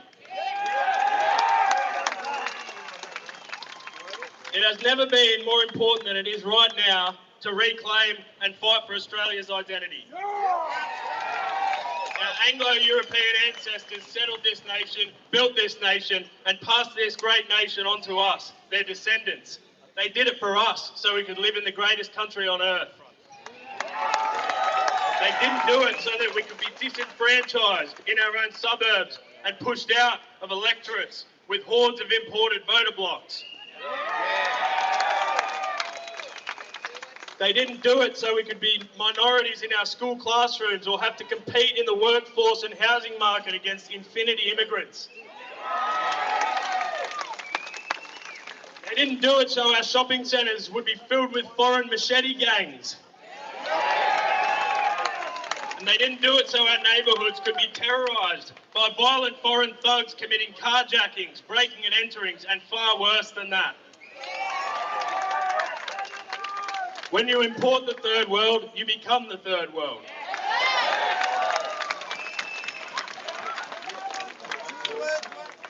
They try to tell us that diversity is our strength, but we have only seen all the problems that come with mass immigration. We have seen a housing crisis, mass homelessness, increased violent crime, economic stress for Australians, foreign unrest in the streets, religious enclaves destroying the aesthetics of our suburbs. We have completely unrecognisable streets. The government's response to this seems to be increased censorship and hate speech laws for anyone who dares to speak out against it.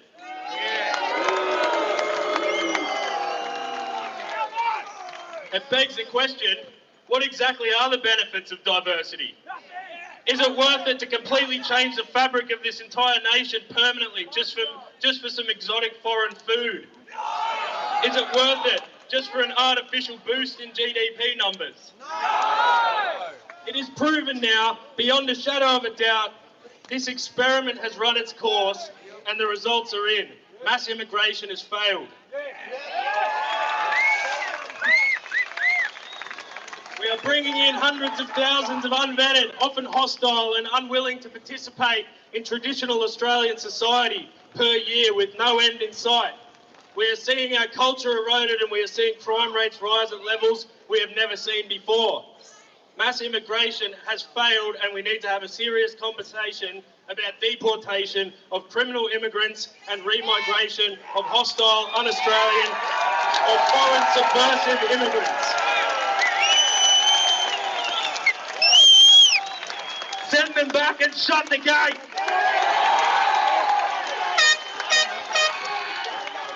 It's time to protect our own, it's time to make our streets safe, and it's time to protect our women and children.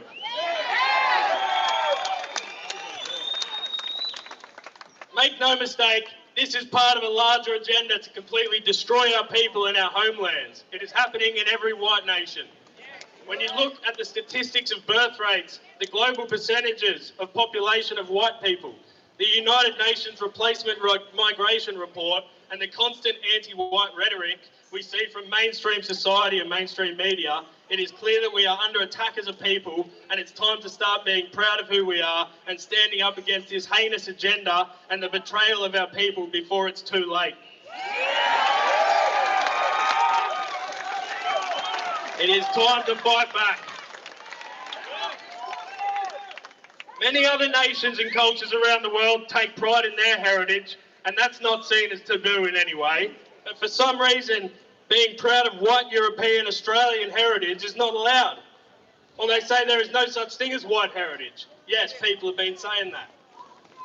Many Australians have been completely brainwashed by this hateful and self-deprecating ideology, and we need to overcome this by overpowering these weak traitors with our powerful displays of Aussie pride.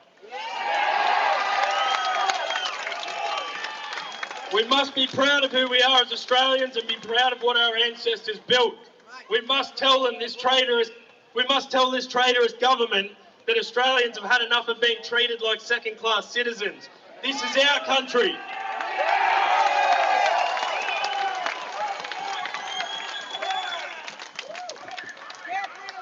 We must fight this noble cause. It is our duty as a people to stand up and fight for this great nation and return it to its former glory.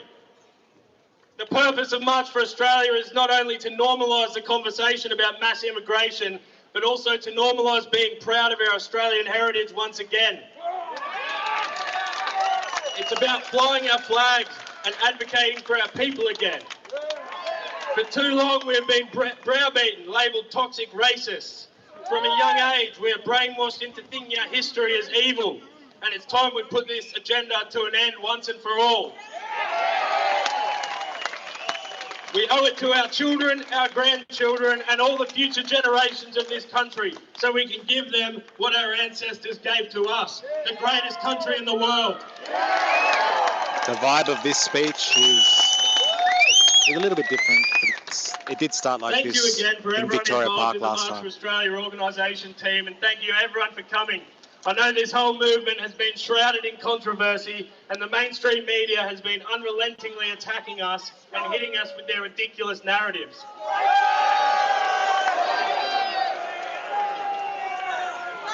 We have tried to keep it real, remain unapologetic, and stand strong against these bastards. It is an absolute credit to everyone here for turning up to March for Australia. Thank you everyone so much. So good. Aussie, Aussie, Aussie! Aussie, Aussie, Aussie! Aussie! Aussie, Aussie, Aussie!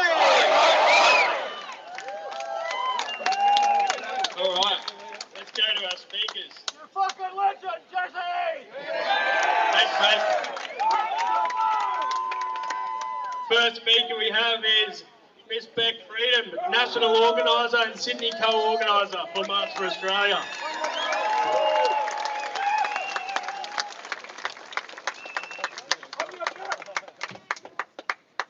Go get him, darling. Hey guys. Alright, so I do have a speech this time. Last time I didn't, but this time I do.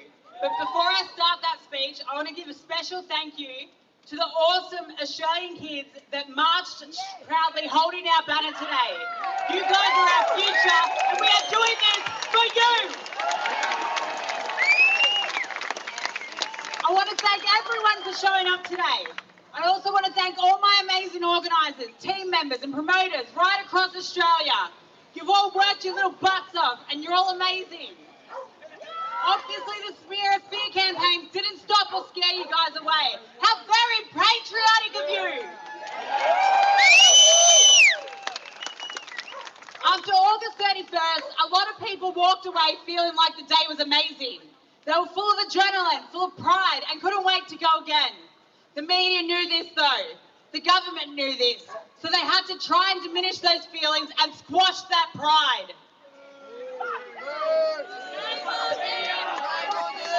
They only showed violence in the news, called all the males toxic. They focused purely on the NSN, called us all racist, and minimised the numbers that showed up. They ignored the thousands of flags being flown proudly, or the unity of us all coming together. They didn't show us all singing the national anthem or the proud little Aussie kids waving their flags. I think this was a bit of a wake-up call for some of you first-timers that attended. You realised the media lies. They twist and they manipulate it into a narrative that suits their agenda. To those of you that went to the first and came here again today despite the media campaigns, you're all patriotic legends. Congratulations! But remember this, we do not hate the media enough.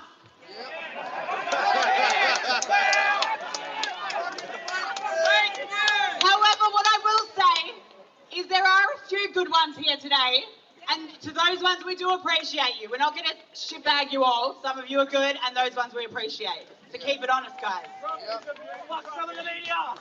The left asked, what did you even achieve? As much as I'd love for our marches to end mass immigration, realistically, it will not happen unless we see millions on the streets. My main goal with March for Australia was to reignite that good old Australian pride that we've been shamed out of feeling these past few decades. My goal was to get people speaking about the problems we are seeing in Australia in terms of mass immigration, the negative side effects and the impacts on Australians. I wanted to hear people discussing how important it is for us to fight to keep our national identity, to protect our way of life and to be proud of our Anglo-Saxon and European heritage and culture.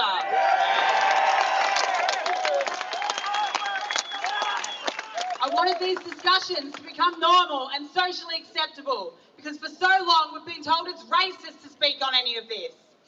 I got called racist because I used the word white to explain what Australian heritage is. People seem to forget that the first settlers were white. Captain Cook and Sir Joseph Banks were both white. Therefore, our Australian heritage could be referred to as white without being shamed for using the correct description of the colour of their skin. We should not be ashamed of our Australian history. Our marches have made these topics more common. Dead straight! I wanted the government to hear our concerns, and they did. Parliament and politicians have been buzzing with discussions about mass immigration, immigration in general, and even remigration. It hasn't all been positive though. Just this past week, a motion was moved in New South Wales Parliament to condemn myself and March for Australia. Fucking traitors! Bunch of dictators! Which John Ruddick spoke on in defence of both me, our organisers, and all of you who marched on August 31st. So thank you, John Ruddick, for your support. You're an absolute legend. Labor's Cameron Murphy pulled out all the stops. He lied, he misquoted me and took me out of context. He basically called you all Nazis by association, said the march was fascism dressed up as patriotism, picked on you all for draping our Australian flags proudly over your shoulders. But why are we surprised? The Labor Party doesn't exactly scream patriotism. Although they've got no problem constantly siding with the extreme far left whilst labelling their everyday concerned Australian a far-right extremist. Remember this when it's time to cast your vote next. Of course, the Labor government is so quick to condemn us. They are the ones bringing in the large number of immigrant refugees and visa holders into Australia. They are the ones ignoring the concerns of the Australian people. They are ignoring the homeless families living on the streets, ignoring the Australians losing their well-paying jobs just to be replaced with cheaper immigrant workers. But worst of all, they are ignoring the concerns of safety due to high levels of immigrant crimes taking over our streets. Gang violence, machete crimes, rape, home invasions. The list is endless. The people committing these crimes came here for a better life, but instead they've chosen to treat Australia the same as their former home. What was that quote Jesse said earlier? Oh, that's right. Import the third world, become the third world. These criminals should be instantly deported with the first offence committed. We have the are laws in place to be able to do so. If they receive a sentence of 12 months, they are meant to be deported. The problem is our courts would rather give them light sentences, give them bail, allow them back on the streets to recommit. We saw this happen recently in Melbourne with the Northland Shopping Centre machete fight that took place, while several of them were out on bail. One was given bail again, then he was part of the group that ended up cutting 2 children's hands off, which resulted in their death. Had he been deported after his first crime, those children would still be alive today. Send them back! Australia needs to deport immigrant criminals without hesitation after the first time is committed. We need to send them back! Send them back! Send them back! Send them back! Send them back! Send them back! Send them back! Send them back! Send them back! Send them back! Trans Tifa.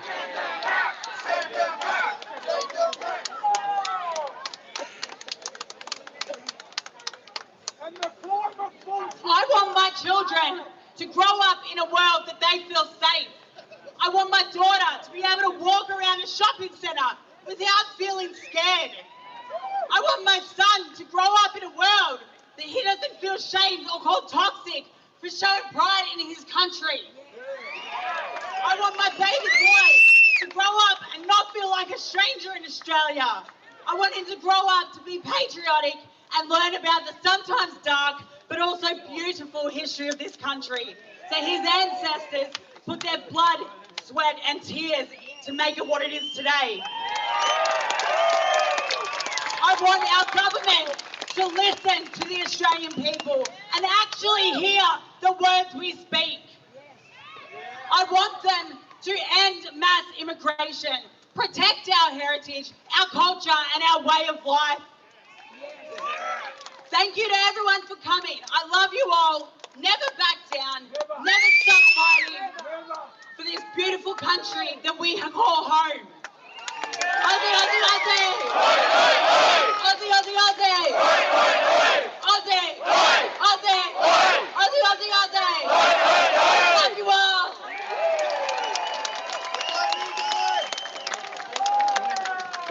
Thanks, Beck. That's the national organiser for March for Australia, who's put lots of time and effort and blood, sweat and tears into this. So give her another round of applause, guys.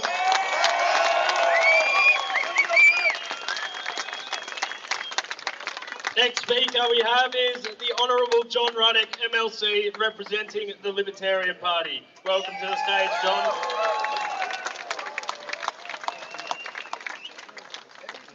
It's really terrific to see that we're making the Australian flag great again. It's fantastic. And I would really like to thank Beck Freedom and Jessie for organising it. These things don't come from nowhere. I think she got to sleep at 5 o'clock this morning.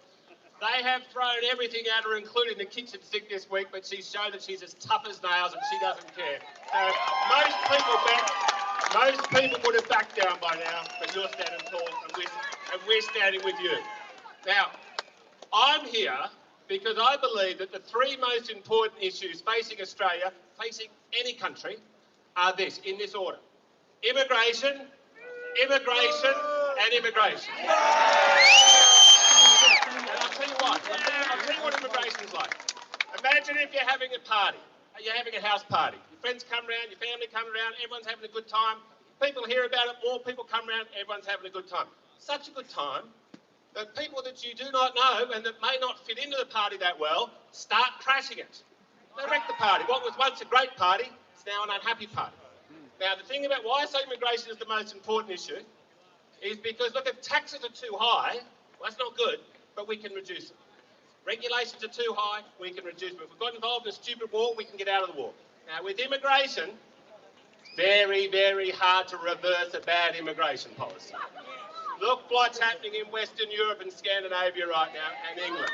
And, you know, these trends, Australia's usually 5 to 10 years behind.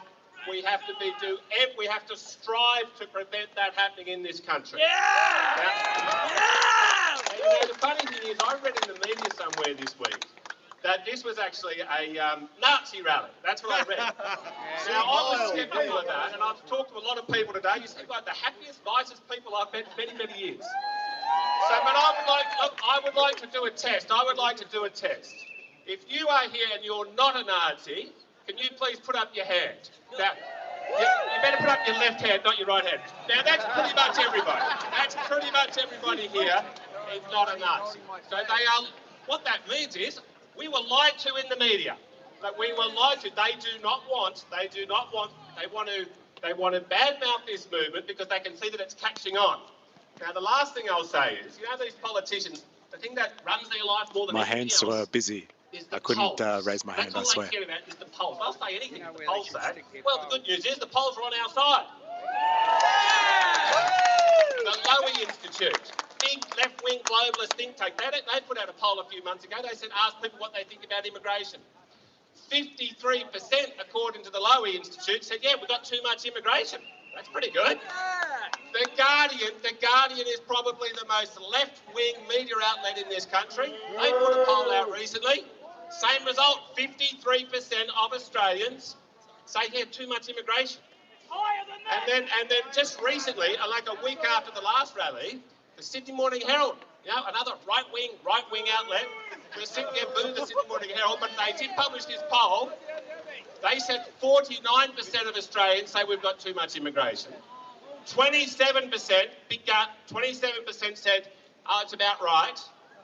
5% said we don't have enough. Okay, that's the crazies who want to wreck the joint. Now, but very interestingly, 19% told the pollster, oh, I don't know, Mr. Pollster. I just don't know what I think about immigration. Now, they're lying. They're shy. They're cowards, right? Now, in many cases, it's understandable. You work for one of these big corporations, they'll sack you like that. But the thing is, of that 19%, I believe clearly more than half of them would have privately said, yes, I think there's too much immigration. So my point is, we are representing the majority of Australians. And so thank you for being here. Now, I know this is like the March for Australia doesn't have a set policy. Okay, so this is my personal policy. I believe what we should do with immigration is a 5-year pause where we basically let no one in. But I don't want you to think, well, these ladies say 10. Have I got 15 over here? 15. Okay, no. Let's start with 5. But it's not back to business as normal after the pause. We want a massive reset. We want to have a debate in meetings like this, in social media, in Parliament, in our opinion pages. Have a sober debate about what's best for the next 50 years. And then at the end of that 5 years, about 5 years of a civilised debate, we have a national vote. Nothing affects the people more than immigration. Put up 4 or 5 different plans, and we see what the people think. And you know what I reckon they'll vote for? I reckon they'll vote for what you guys stand for. Thanks so much for being here. Maintain the rage.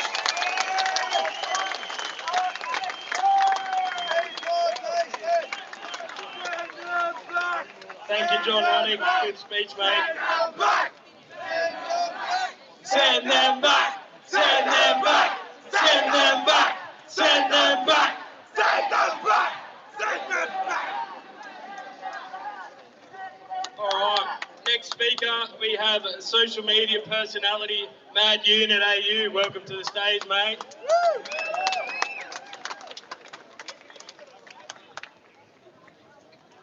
Hello, everyone. All right, so they keep saying there's a construction skills shortage, so they keep bringing in people that only do jobs that involve sitting down.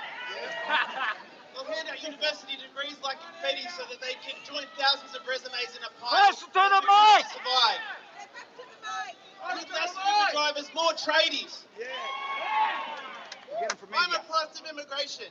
My grandparents left for a reason. They settled in the beautiful Sutherland Shire. They assimilated. They became patriotic. I became patriotic. Now people come for a better life and then hate us for it. People are welcome here, but the key word is mass. Look at Sydney. Nearly 20 years ago, I was a bouncer at some of Sydney's most legendary venues, and I've personally seen how vibrant it was. But now what was such a fun and vibrant place, as you can see, is acai and tobacconists at every corner. Am I right? Yeah. We used to be proud. We used to be a proud people. We used to be tough. We traded courage for compliance. We traded freedom for comfort. Every decision they make hurts the people who actually keep this country alive. The politicians don't live under the rules they create. We do. It's the same story that destroyed Britain, a once great empire rotting from within. They abandoned their values, their traditions, their identity, and now we're walking down the same path. 100%. The real agenda at play, the biggest story, is wages low, prices high. And they're replacing us with obedient slaves who won't notice their corruption. This is a controlled demolition of Western society on purpose. They want to destroy a way of life so they can steal more money and gain more power. But people will argue over a football team, but when it comes to standing up for their country, their freedom, their rights, silence. But you people here are the exception. If we don't snap out of this, everything that we love, the Australia that we once loved, will be gone. And I never thought I'd see the day that standing up for our own country would make us the bad guys. I really didn't know. But I just wanted to say a massive thank you to the police. I want to say a massive thank you to Vet Freedom and the organisers. But don't forget, stand up, speak up.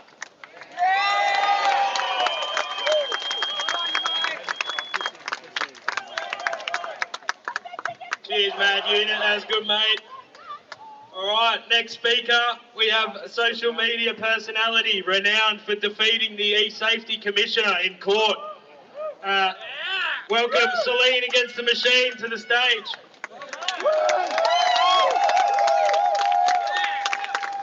Hello, Sydney. Thank you all for being here today, and thank you, Beck, and thank you, Jessie, for letting me speak. My online name is Celine Against the Machine. I'm a mother and a very proud Australian. I wanted to speak today as the topic of mass immigration is something I care deeply about for a number of reasons. I love this country. I love this country, but if I'm honest, I don't really love the people that are in charge. I've lived in Western Sydney my whole life, so I've seen firsthand what forced multiculturalism does to a community. It doesn't foster cohesion, it promotes division. The streets and shopping centres that I grew up in, I don't recognise anymore, and I am starting to feel like a stranger in my own country. Now, in case you couldn't tell, I'm a woman, a real one, an adult human female.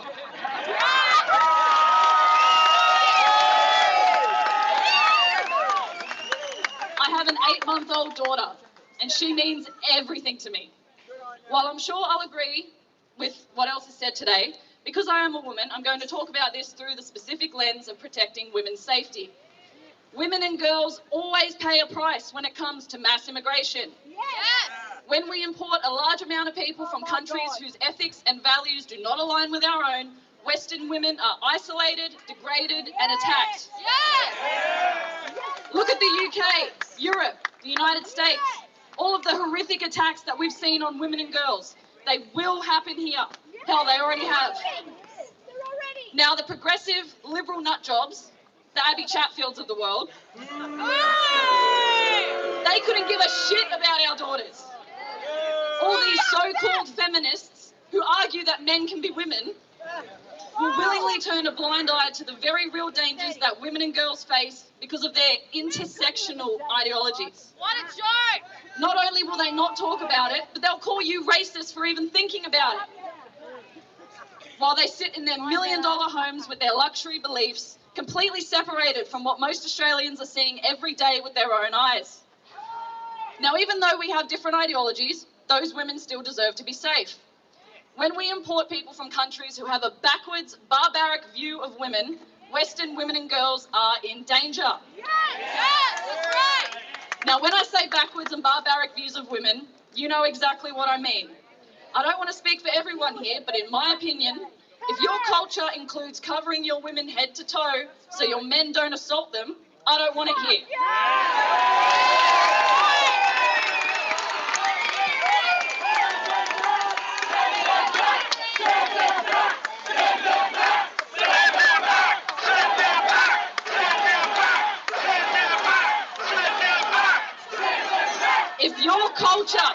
If your culture includes sex-selective abortions, killing children just because they're girls, I don't want it here.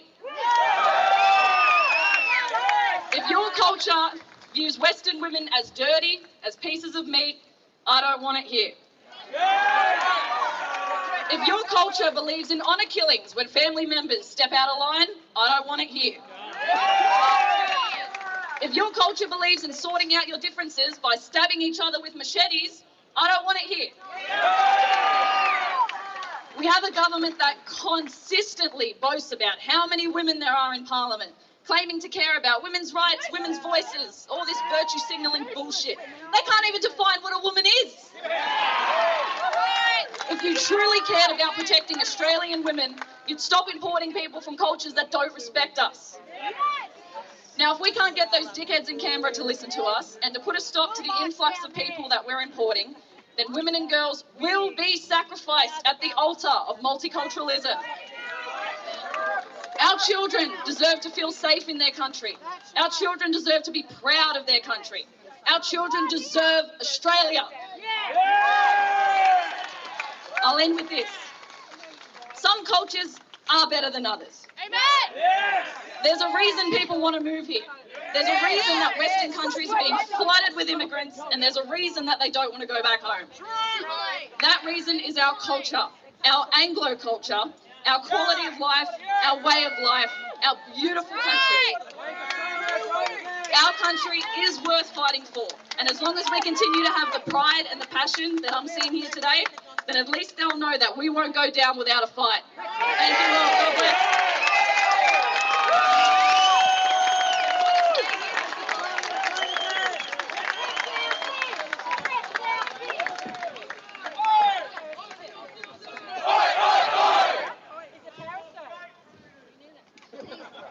Thanks, Celine. That was a great speech.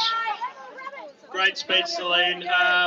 For our next speaker, we got Mr. Craig Kelly. Welcome to the stage, Craig.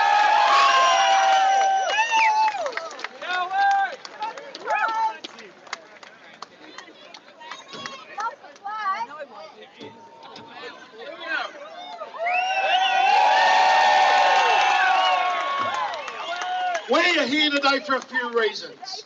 Firstly, because we are proud of our great Australian flag. We are proud of our nation, Australia. And we are proud of our country's history. But I'll tell you what, we are damn shamed about the government that we have in Canberra. Now let's just do the mathematics, the simple mathematics. The first term of the Albanese government, he's imported a net number of 1.4 million new people into this country. 1.4 million. If we go back before the Sydney Olympics, that is 15 years worth of migration crammed into just 3 years. And what are the adverse consequences? We see families living in their cars. We see Australians living under bridges. We see the price of rents through the roof. Where the rent today, the average cost of your rent as a percentage of your wage has never been higher in our nation's history. And the great Australian dream of home ownership, the chance that a young Australian can own part of the land that he was born in, has been extinguished by the Albanese government. So we are saying, as John Rennick said, we want a massive cut in the number of migrants coming to this country, because you cannot bring 1.4 million people in 3 years. It's not just the housing, it's also the dams, it's the hospitals, it's the public transport network, it is the entire infrastructure. The Albanese government has this nation going backwards, and we're going to get out there and fight against it and keep speaking against this every single day up until the next election, because we cannot have another 3 years of Anthony Albanese as the Prime Minister of this country. Thank you.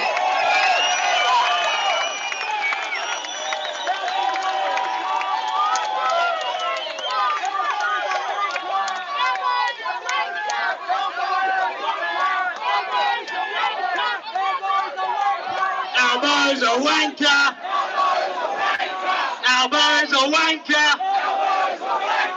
Albo's a traitor. Albo's a traitor. All right, thanks for that, Craig. Our next speaker is Steve Christou, the former mayor and Libertarian councillor for Cumberland. Welcome, Steve.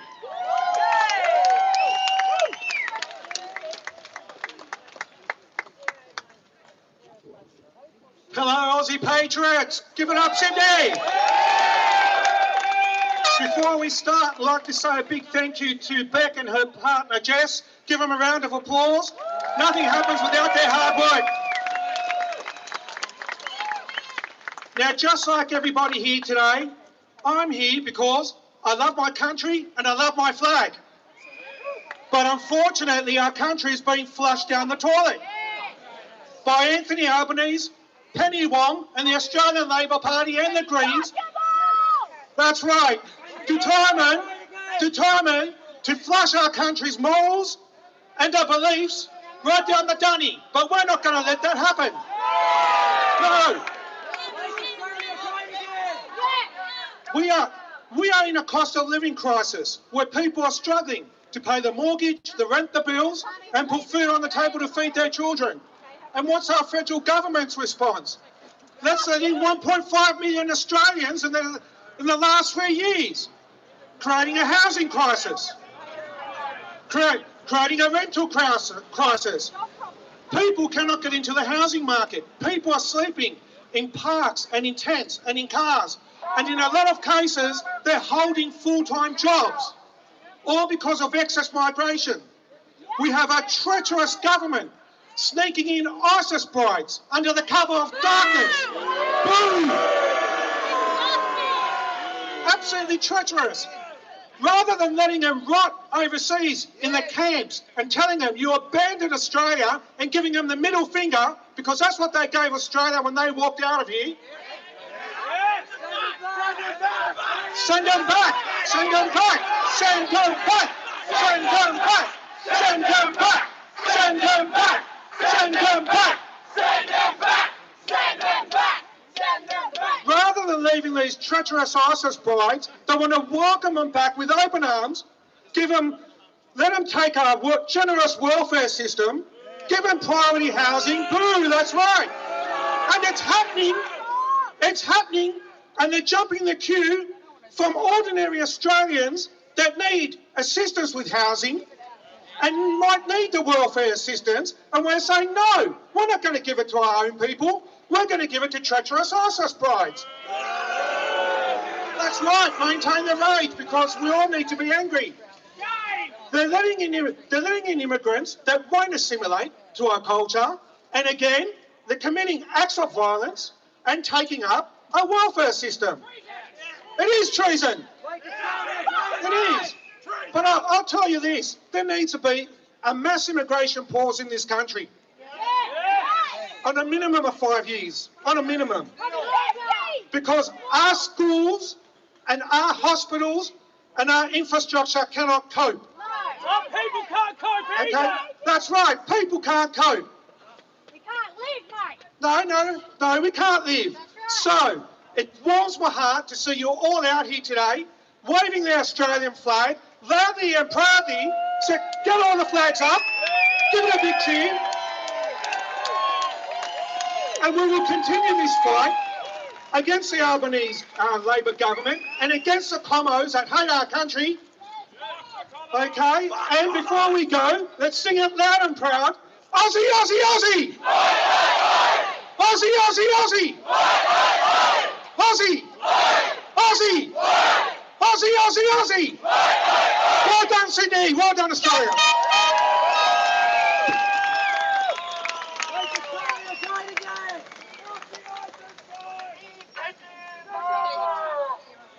Thanks, Steve.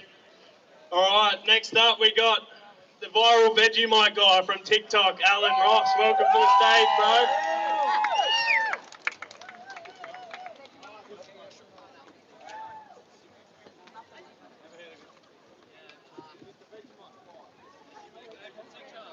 To my fellow Australians, I am Alan Ross, also known as the Vegemite guy, who went viral on social media platforms, including TikTok, for smearing Vegemite on my face to help promote these events and rally our Australian troops. Who out there seen my videos? Yeah, nice work, thank you. I am here today as a tax-paying, law-abiding, proud Australian citizen to march for Australia in defiance of mass immigration plaguing our country. I am speaking up when others stay silent. I am doing what our politicians won't, and I know I am not alone. This crowd speaks volumes. I have been called every name under the sun, including racist, which has been used so much it's now lost its meaning. I am all for reality, and I will not be silenced. My great-grandfather spilled blood and determination in World War I to protect this flag and our way of life, and I will not allow his memory and his ultimate sacrifice to be lost in vain. I will fly my flag high and march for Australia for as long as it takes to make positive change for ourselves and our future generations to follow. Our children depend on us for a safe future. This is our country. This is our home. And enough is enough.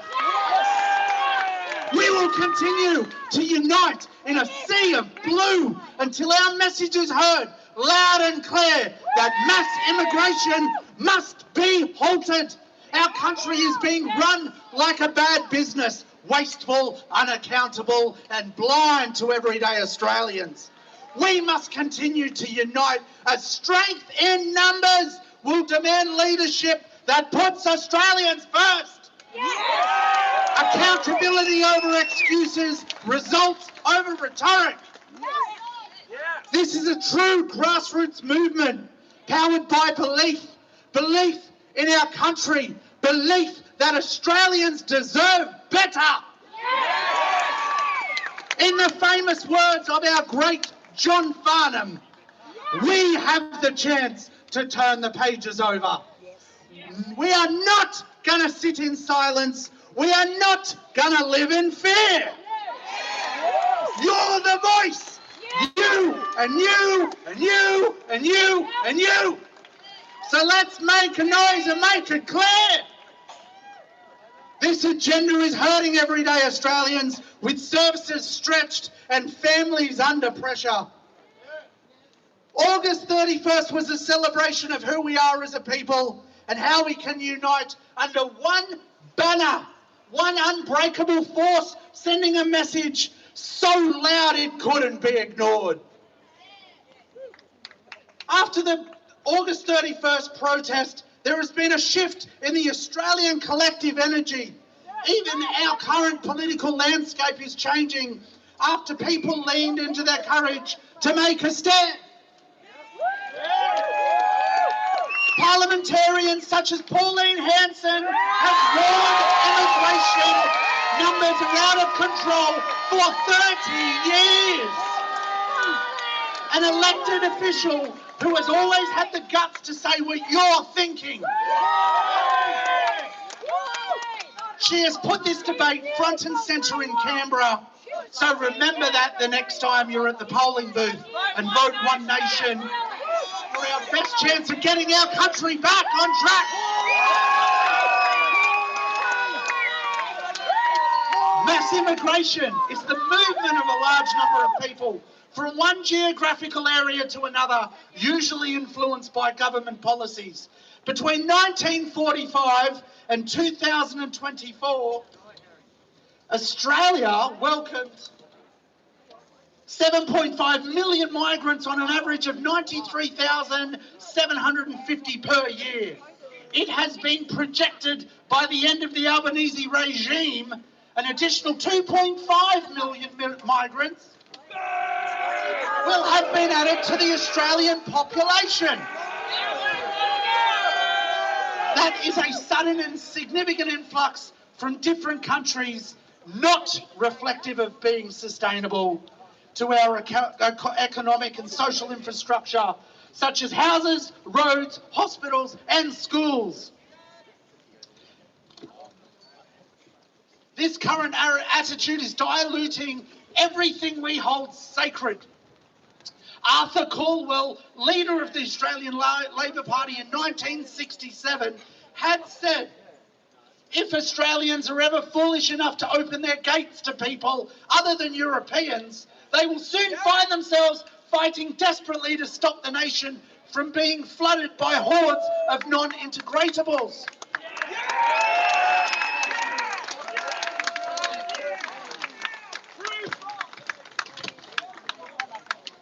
Now that was spoken by a representative of the same party in power today. And they have a much more opposing and damaging attitude. This is the same party who used to be spelt Labour as L-A-B-O-U-R, but have dropped the U because they don't care about you. They just care about themselves and greasing up with socialist ideologies, corruption and mass immigration to help buy votes at the next election. How's that for a fair and just democracy? Crime is out of control by demographics of repeat offenders of foreign descent. From the social and organised syndicates to the apex gangs in Melbourne, retail workers are being held at knife point at their place of work. Families are being terrorised in their own homes. Bail laws provoke reoffending and a disregard for the rules. Do I need to even mention the Northland Shopping Centre incident? I think it's already been mentioned here again today.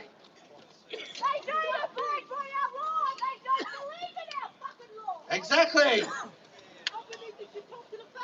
ISIS brides are being smuggled in under the cover of darkness, and politicians are not giving clear answers in Parliament when they're questioned. This goes to show the government does not care, nor does it fully understand how to keep Australians safe. If you import the third world, you'll get third world problems and conflicts in return.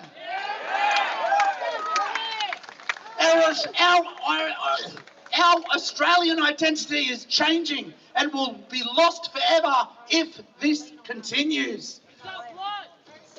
Not assimilating with our country's morals and values, our language and our history is not multiculturalism, it is replacement of one culture with another. Have a look at what's occurring in Britain. It's too late for them now. It's too saturated with foreign immigrants who have pushed their own agendas and ideology. There is no cure for this. We cannot stand by and say sorry for mistakes made after the fact. It will be too late for Australia as well if we continue to allow this mass immigration to occur. Prevention is better than cure.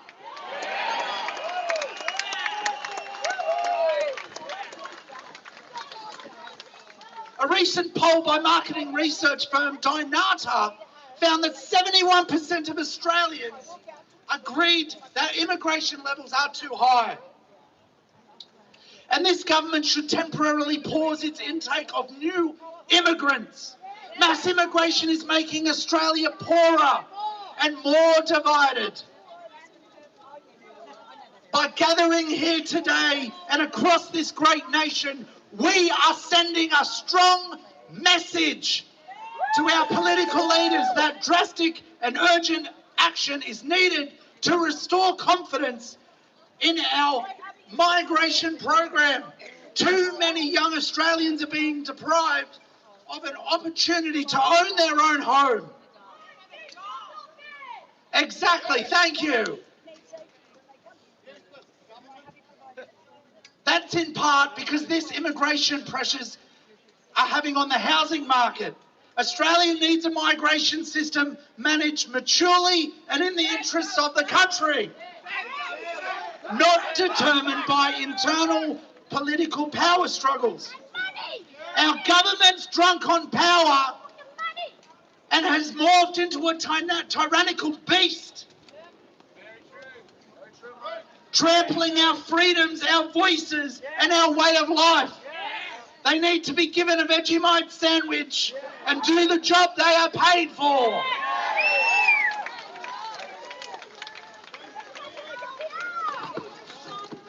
Make Australia great again. 100% agreed. Now, if the floodgates at Warragamba Dam were open completely, and stay with me here, I have a point, it would cause significant downstream flooding if the river couldn't handle the volume, and we've seen it happen. Well, a full-scale release of mass immigration is what is happening in our country right now. Floodgates are in place for a reason, a measure to protect the dam structure and downstream communities from overflow. We need those floodgates installed where mass immigration is sustainable and does not inundate our communities, where our hard-working, fair dinkum Aussies are not drowned out of the housing market. Australia has an illegal immigration problem from people overstaying visas. Move him on. According to the Department of Immigration and Border Protection, the current total number of illegal migrants living in Australia is approximately 62,700 as of today, a figure that is increasing at a rate of 5% annually. However, only 2,000 illegal immigrants are deported every year. Australia has one of the highest amounts of foreign-born residents in the world. The total numbers, both in total numbers and both per capita, recent immigration now accounts for over 30% of the population, the highest proportion among Western nations. Going forward, I propose a 5-year mass immigration pause to help social and economic recovery, an increase in Australian working visas to 5 years, and then you can earn the opportunity to apply for citizenship. Then we need to begin the process of sending the Gaza refugees who are currently on a temporary visa back to where they came from. And finally, ban the burqa. It is un-Australian to be parading around dressed like you're going to a Halloween party, pretending that you are a walking mailbox. We need to cap the intake of international students and family migration from countries such as China, the Philippines, India, Pakistan, and Sri Lanka.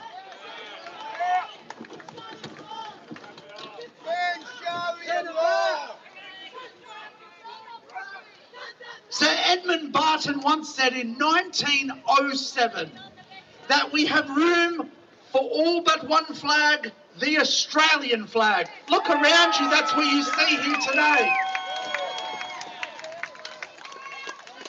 We have room but for all one language here, and that is the English language. And we have all but one sole loyalty, and that is the loyalty to the Australian people. In 1932, a bird on our national coat of arms went head-to-head with the military in protecting their habitat. The Great Emu War was won by an animal due to their surprising speed, resilience, and ability to scatter. Almost 100 years later, our March for Australia rallies across this country, designed to protect the habitat of every individual, will be one with just as much speed, resilience, and ability to mobilise across this great nation. By coming here today, You are helping defend our honour and protect our heritage, our culture and our way of life for this great southern land. The power of the people has shown us throughout history, from the Eureka Stockade to the waterfront workers' strikes, that our strength lies in our solidarity. There is no shame in standing up for Australia and breaking the cycle of division. Send them back. Send them back. Send them back. Send them back. We share the same blood and same spirit. This isn't about left and right, it's about right and wrong. We've been censored, vilified and knocked down, but we've got up again to march in every city of every state in Australia, and we will take this country back one street at a time. Come on, Aussies, come on. Don't let the foundations that hold this country together, fairness, mateship and conservative values, be pushed aside. I urge you to go out into the community today and recruit your family and friends for our next gathering. Share a beer with a stranger. Wear your flag capes to eat yum cha. And support the Australian small businesses who help drive this country forward. The time for action is now.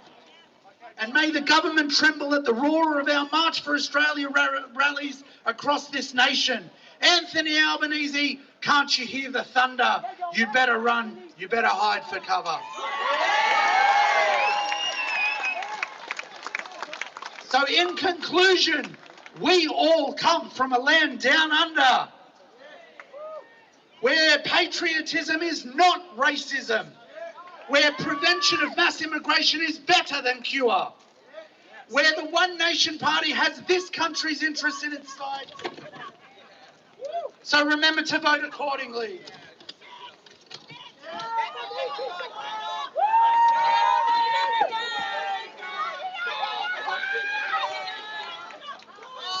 And where we must continue to be loud and proud of Australian culture on every street to help keep this movement flying high, just like those amazing flags today. Sons and daughters of Australia, I am Alan Ross. And I see a whole army of countrymen here in defiance of mass immigration. Countrymen who would be willing to trade all the days from this day to that for just one chance to come back here for another March for Australia and tell our government they may take our votes, but they will never take our freedom. Thank you.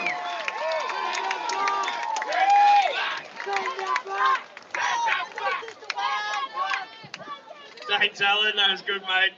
All right, last speaker we got before I make an announcement, and then we'll go to an open mic at the end. We got seventh generation Australian and social media personality. Welcome Viscount Dundee to the stage.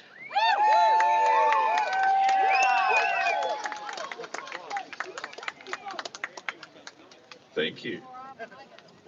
You know, I didn't want to be here today. I have a wife and children that love me back home in the beautiful Hunter Valley. Yes. But the fact is, Canberra has not given me a choice. I haven't given any of us a choice. And the message I bring is not a message for everyone. As a matter of fact, it might be a little bit somber after those beautiful speeches before me. But I come bearing bad news, and I come bearing good news. The bad news is the Australian state is functionally a failed institution. It is currently suffering a legitimacy crisis. It is forever dependent on more and more of this substance that they cannot grab, this political dark matter, to explain why this promised land has not worked out the way they claimed it would. They have to lean to everything. It's the racists, it's the anti-vaxxers, it's the sovereign citizens, it's you. And the plain fact is, not even Antifa cared enough to turn up today. Either that or props to the cops. You guys are doing a great job. But we live in a country where no one under 40 can afford a home. And they've turned the lucky country into nothing more than a legal looting operation. This is a country where the old consumes the young, the ugly crushes the beautiful, the weak protects the lifeblood of the strong. We come today to this place. This is an enemy castle, and sure, it might be, but we're here today to remind them that we bloody well have them surrounded. They've worked hard to destroy the great Australian dream. They've built an empire of stolen goods that drained from our very lifeblood. They've snatched from our children's mouths for their own enrichment and for paying off their foreign interlopers. The systemic purpose of this regime is to disembowel you. They sent our forefathers to die in Gallipoli, our grandfathers to die in Vietnam. They sent our fathers, brothers, uncles to be blown apart by IEDs in the sands of the Middle East, while the cowards who stayed behind and ran the halls of power washed away our country in a sea of indescript brown. We work like dogs to live like rats in the land that our forefathers struggled and died for. But the good news is this. We're approaching South Africanisation at a rate that's absolutely inconceivable. We have half the country, the beautiful people here before me today, that believe that pedophilia should be a capital crime. And another part of the country that could not import fast enough a sea of people who don't think it a crime at all. Religiously mandated. Amen. You cannot share a politique with these people. And look, it may well be the case that Canberra does not care that we're here today. I wish I could say that through the microphone. But in the end, we win when we no longer care about them. We didn't vote for this, and there's no voting our way out of this. We cannot stick to the failed strategies that have led us to this point. We aren't marching for Canberra. We're marching for us. We're marching for each and every true-blooded Australian out there. All these beautiful faces looking at me right now. We are still in this fight, and we will not go quietly. I want each and every one of you to understand that we currently face an existential crisis. We currently stand upon the precipice of whether to be as a people, as a country, or not to be. Because migration is a weapon. It is a weapon released upon us, upon our culture, our way of life, and upon our children. Absolutely. You know, our forefathers ran to the edge of the earth, to the edge of the known world. We're standing here with nowhere left to run. And there's a time to run. And there's a time to dig in. And you better bloody believe it, it's the time to dig in right now. And so my message today, my positive one, is to start with the things that we can control. We start with the small things. We start with the wins that are on the table. I want you to take each and every one of you who's made a friend today. Don't just go home back to the way things were. Stay in touch. Stick together. I want you to make communities with each other. You understand that we win when we live in a country that we can talk to our neighbours in. We win when we live in a country in which we can talk about the problems, about the foreigners, about the corruption. We win when we live together, when we raise our kids together, when we tell them our stories, when we sing them our songs. You need to organise on a smaller scale, and that's going to be hard, because they spent the last 100 years tearing down this country, tearing down our people, tearing down our culture. Yes, it's going to be small bricks. It's going to be socks and shoes. So get together, get in with your councils, block the developers, employ each other, support each other, be anti-fragile. If they come through with their digital ID, it should not matter because you live with the people you love. Absolutely. Look, we need to make camping weekends about skills. We need to make beers in the shed after work turned into songs. We need to ooze patriotism and pride every chance we get. We must be psychologically prepared to fight a very long war. But it is a war we will win. You understand that if history has taught us anything, it's that if we do not believe in our right to rule, if we do not believe in ourselves, then others will come who are utterly unworthy to do so. The crown is in the gutter, and we have only to pick it up. We will win because something always beats nothing. We will win because we are something. We will win because we are Australians. And I'll tell you now, any land that you aren't prepared to protect is terra nullius. And this land is bloody well ours!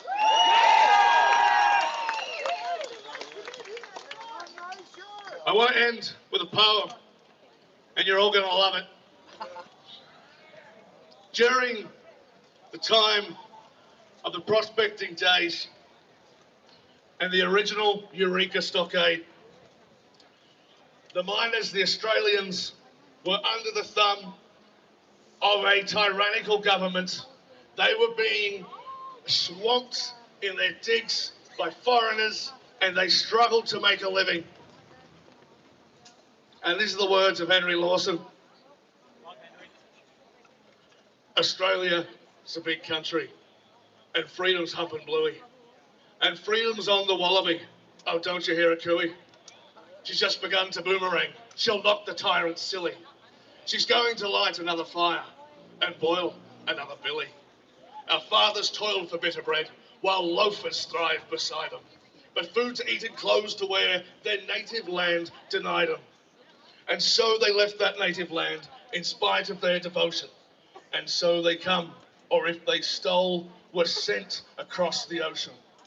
Then freedom couldn't stand the glare of royalty's regalia. She left the loafers where they were and come out to Australia.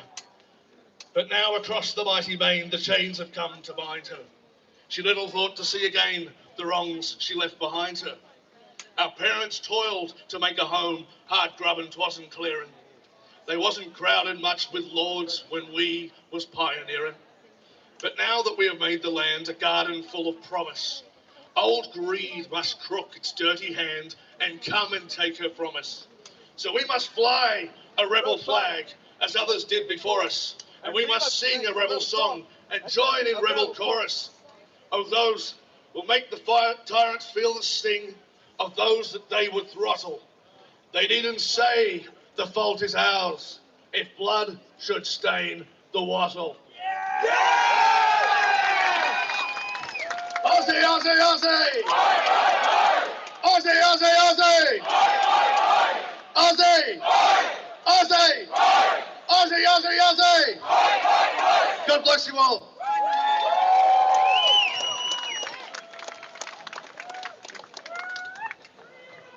All right, thanks, Viscount.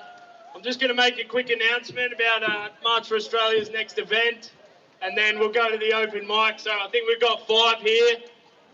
We're going to keep it to 2 to 3 minutes, and we'll get through them quick, and then we've got to pack this thing up, all right? So what's next for March for Australia? The next official March for Australia event will be held on Australia Day, January 26, 2026. We are aware that there are other rallies planned for the 29th of November 25.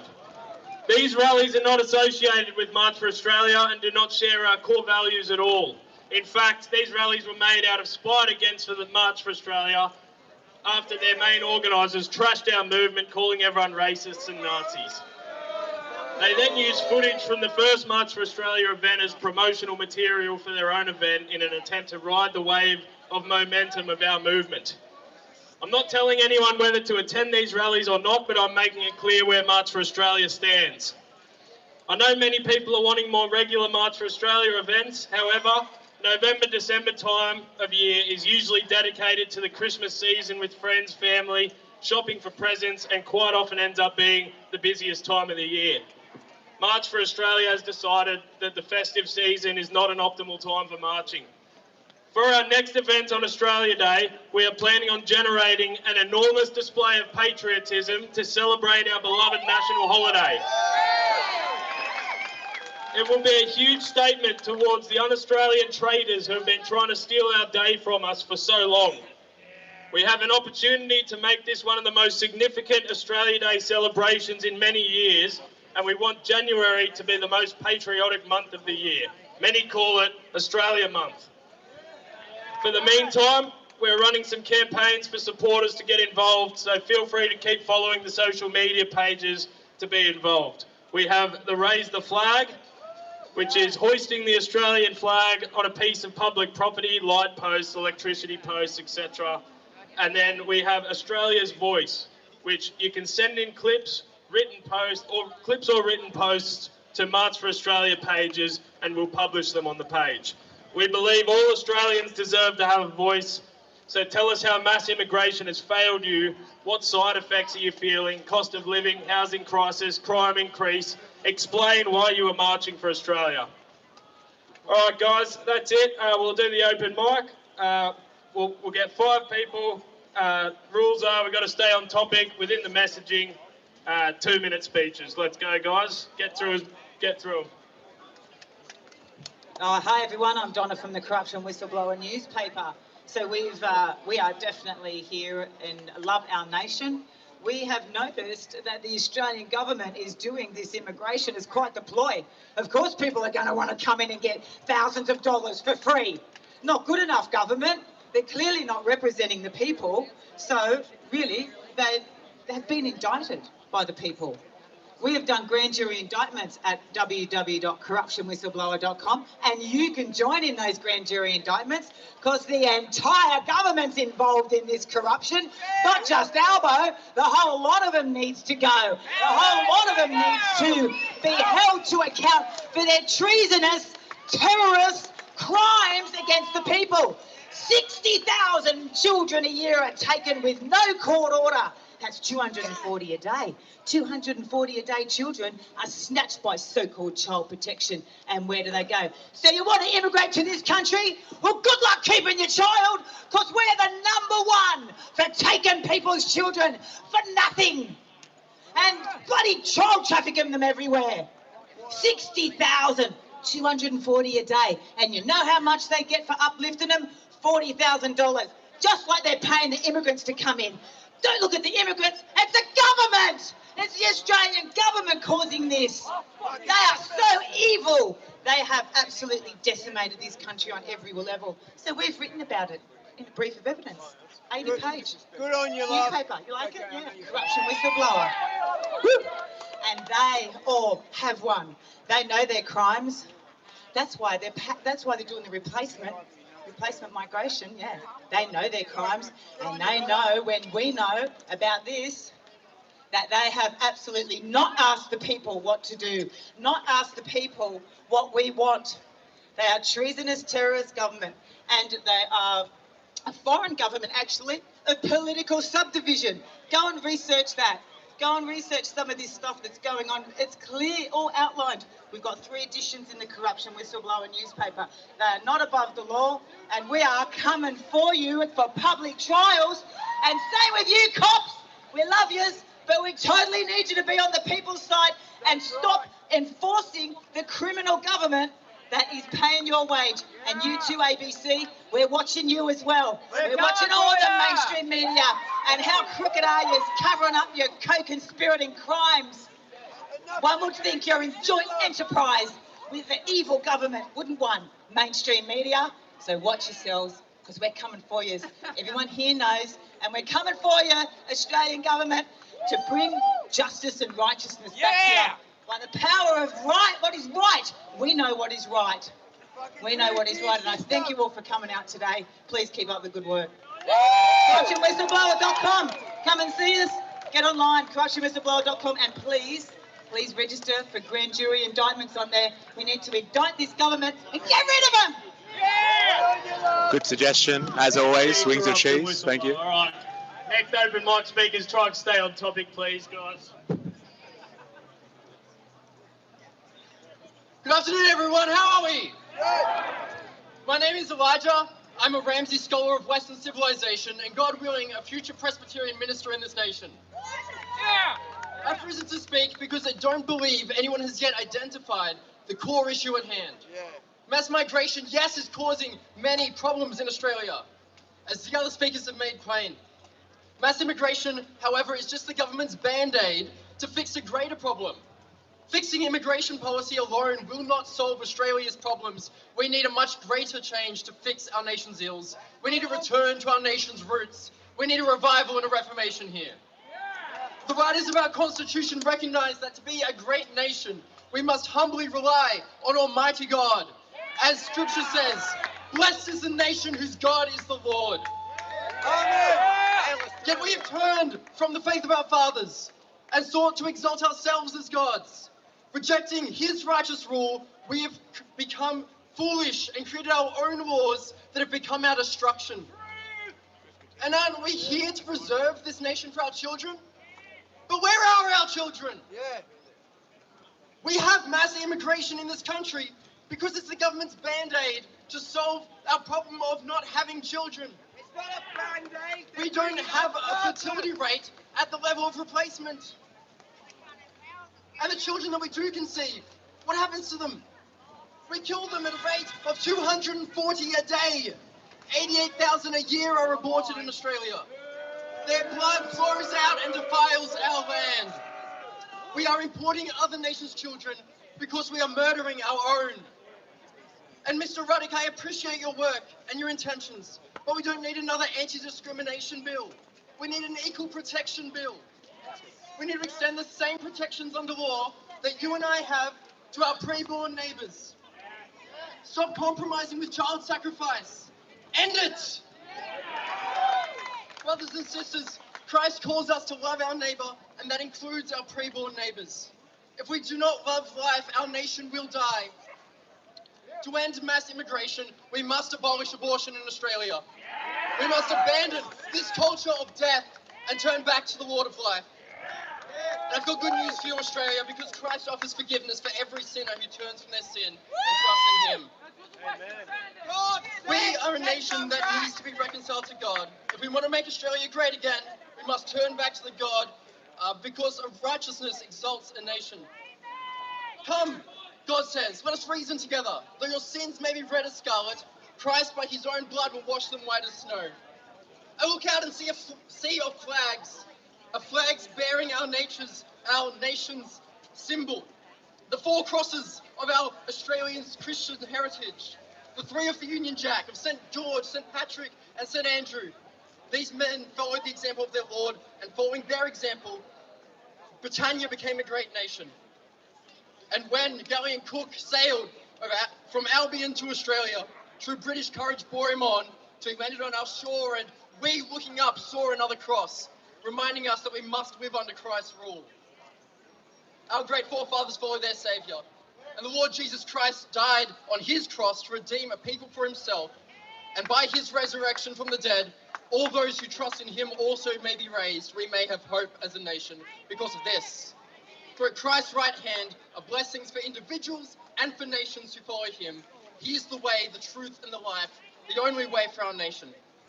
So Australia, heed the word of the Lord. Establish justice for the fatherless and the widow. Love mercy, and once again, humbly rely on Almighty God.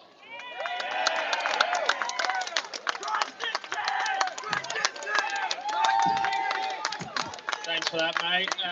Next one. I don't know your name, sorry. Andrew. Hello, everyone. My name's Andrew. Like you, I'm motivated to stop mass immigration. I've got 2 young children about to go out in the world, and we're all here for different reasons today. But what we all need to do actually is, we've talked about building community a lot, is actually to organise.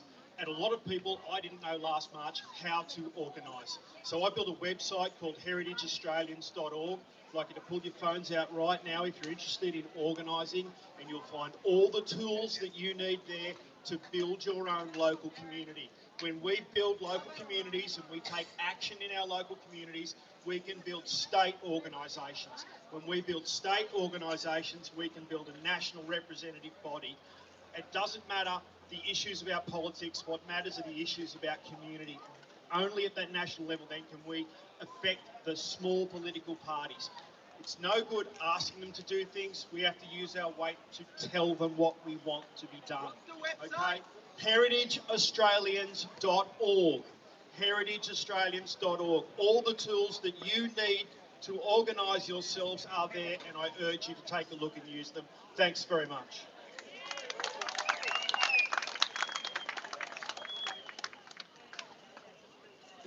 Thanks, mate. All right, last open mic speaker. Welcome, buddy.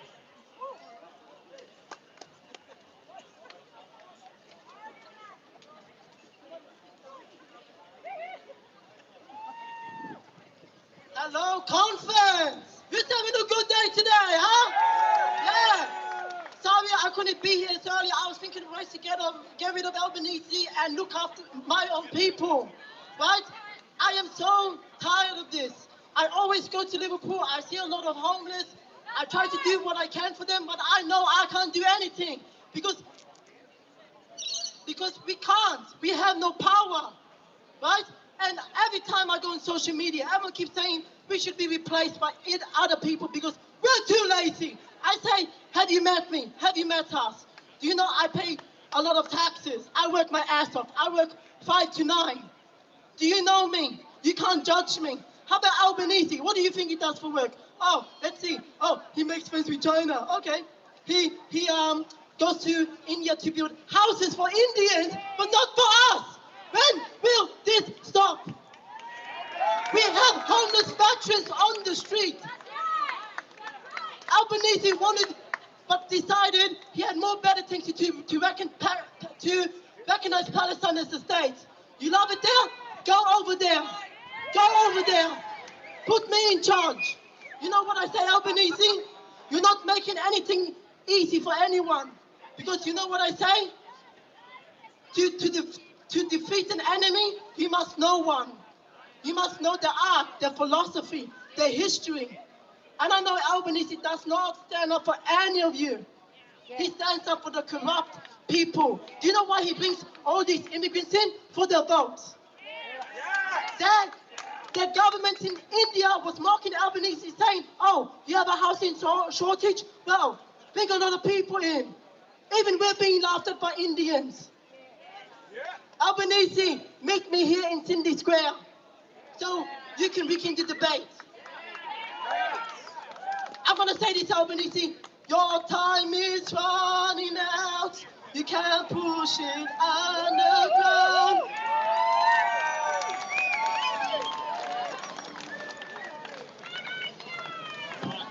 All right, that wraps it up. Thank you, everyone, for coming. Aussie pride. We'll give it one more. Aussie, Aussie, Aussie! Aussie, Aussie, Aussie! Aussie! Aussie! Aussie, Aussie, Aussie! Thank you, everyone. See you on Australia Day.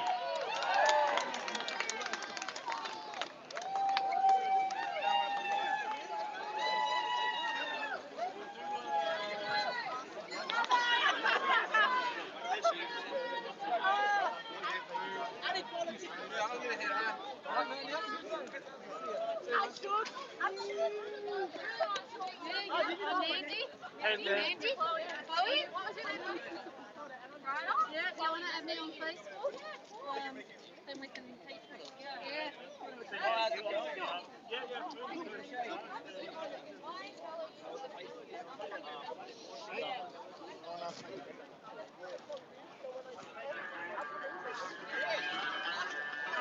The crowd is pretty much gone, I guess you would say,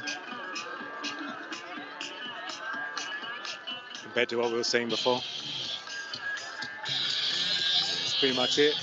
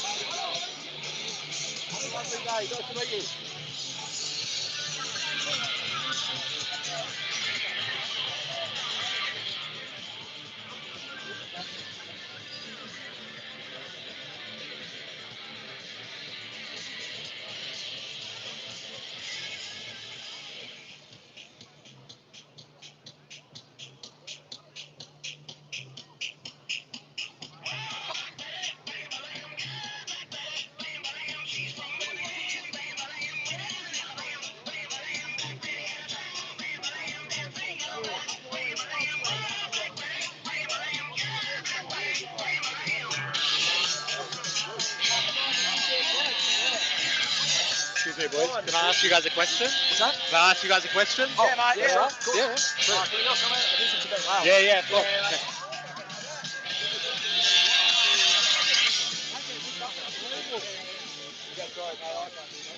we're in all of this play, we are.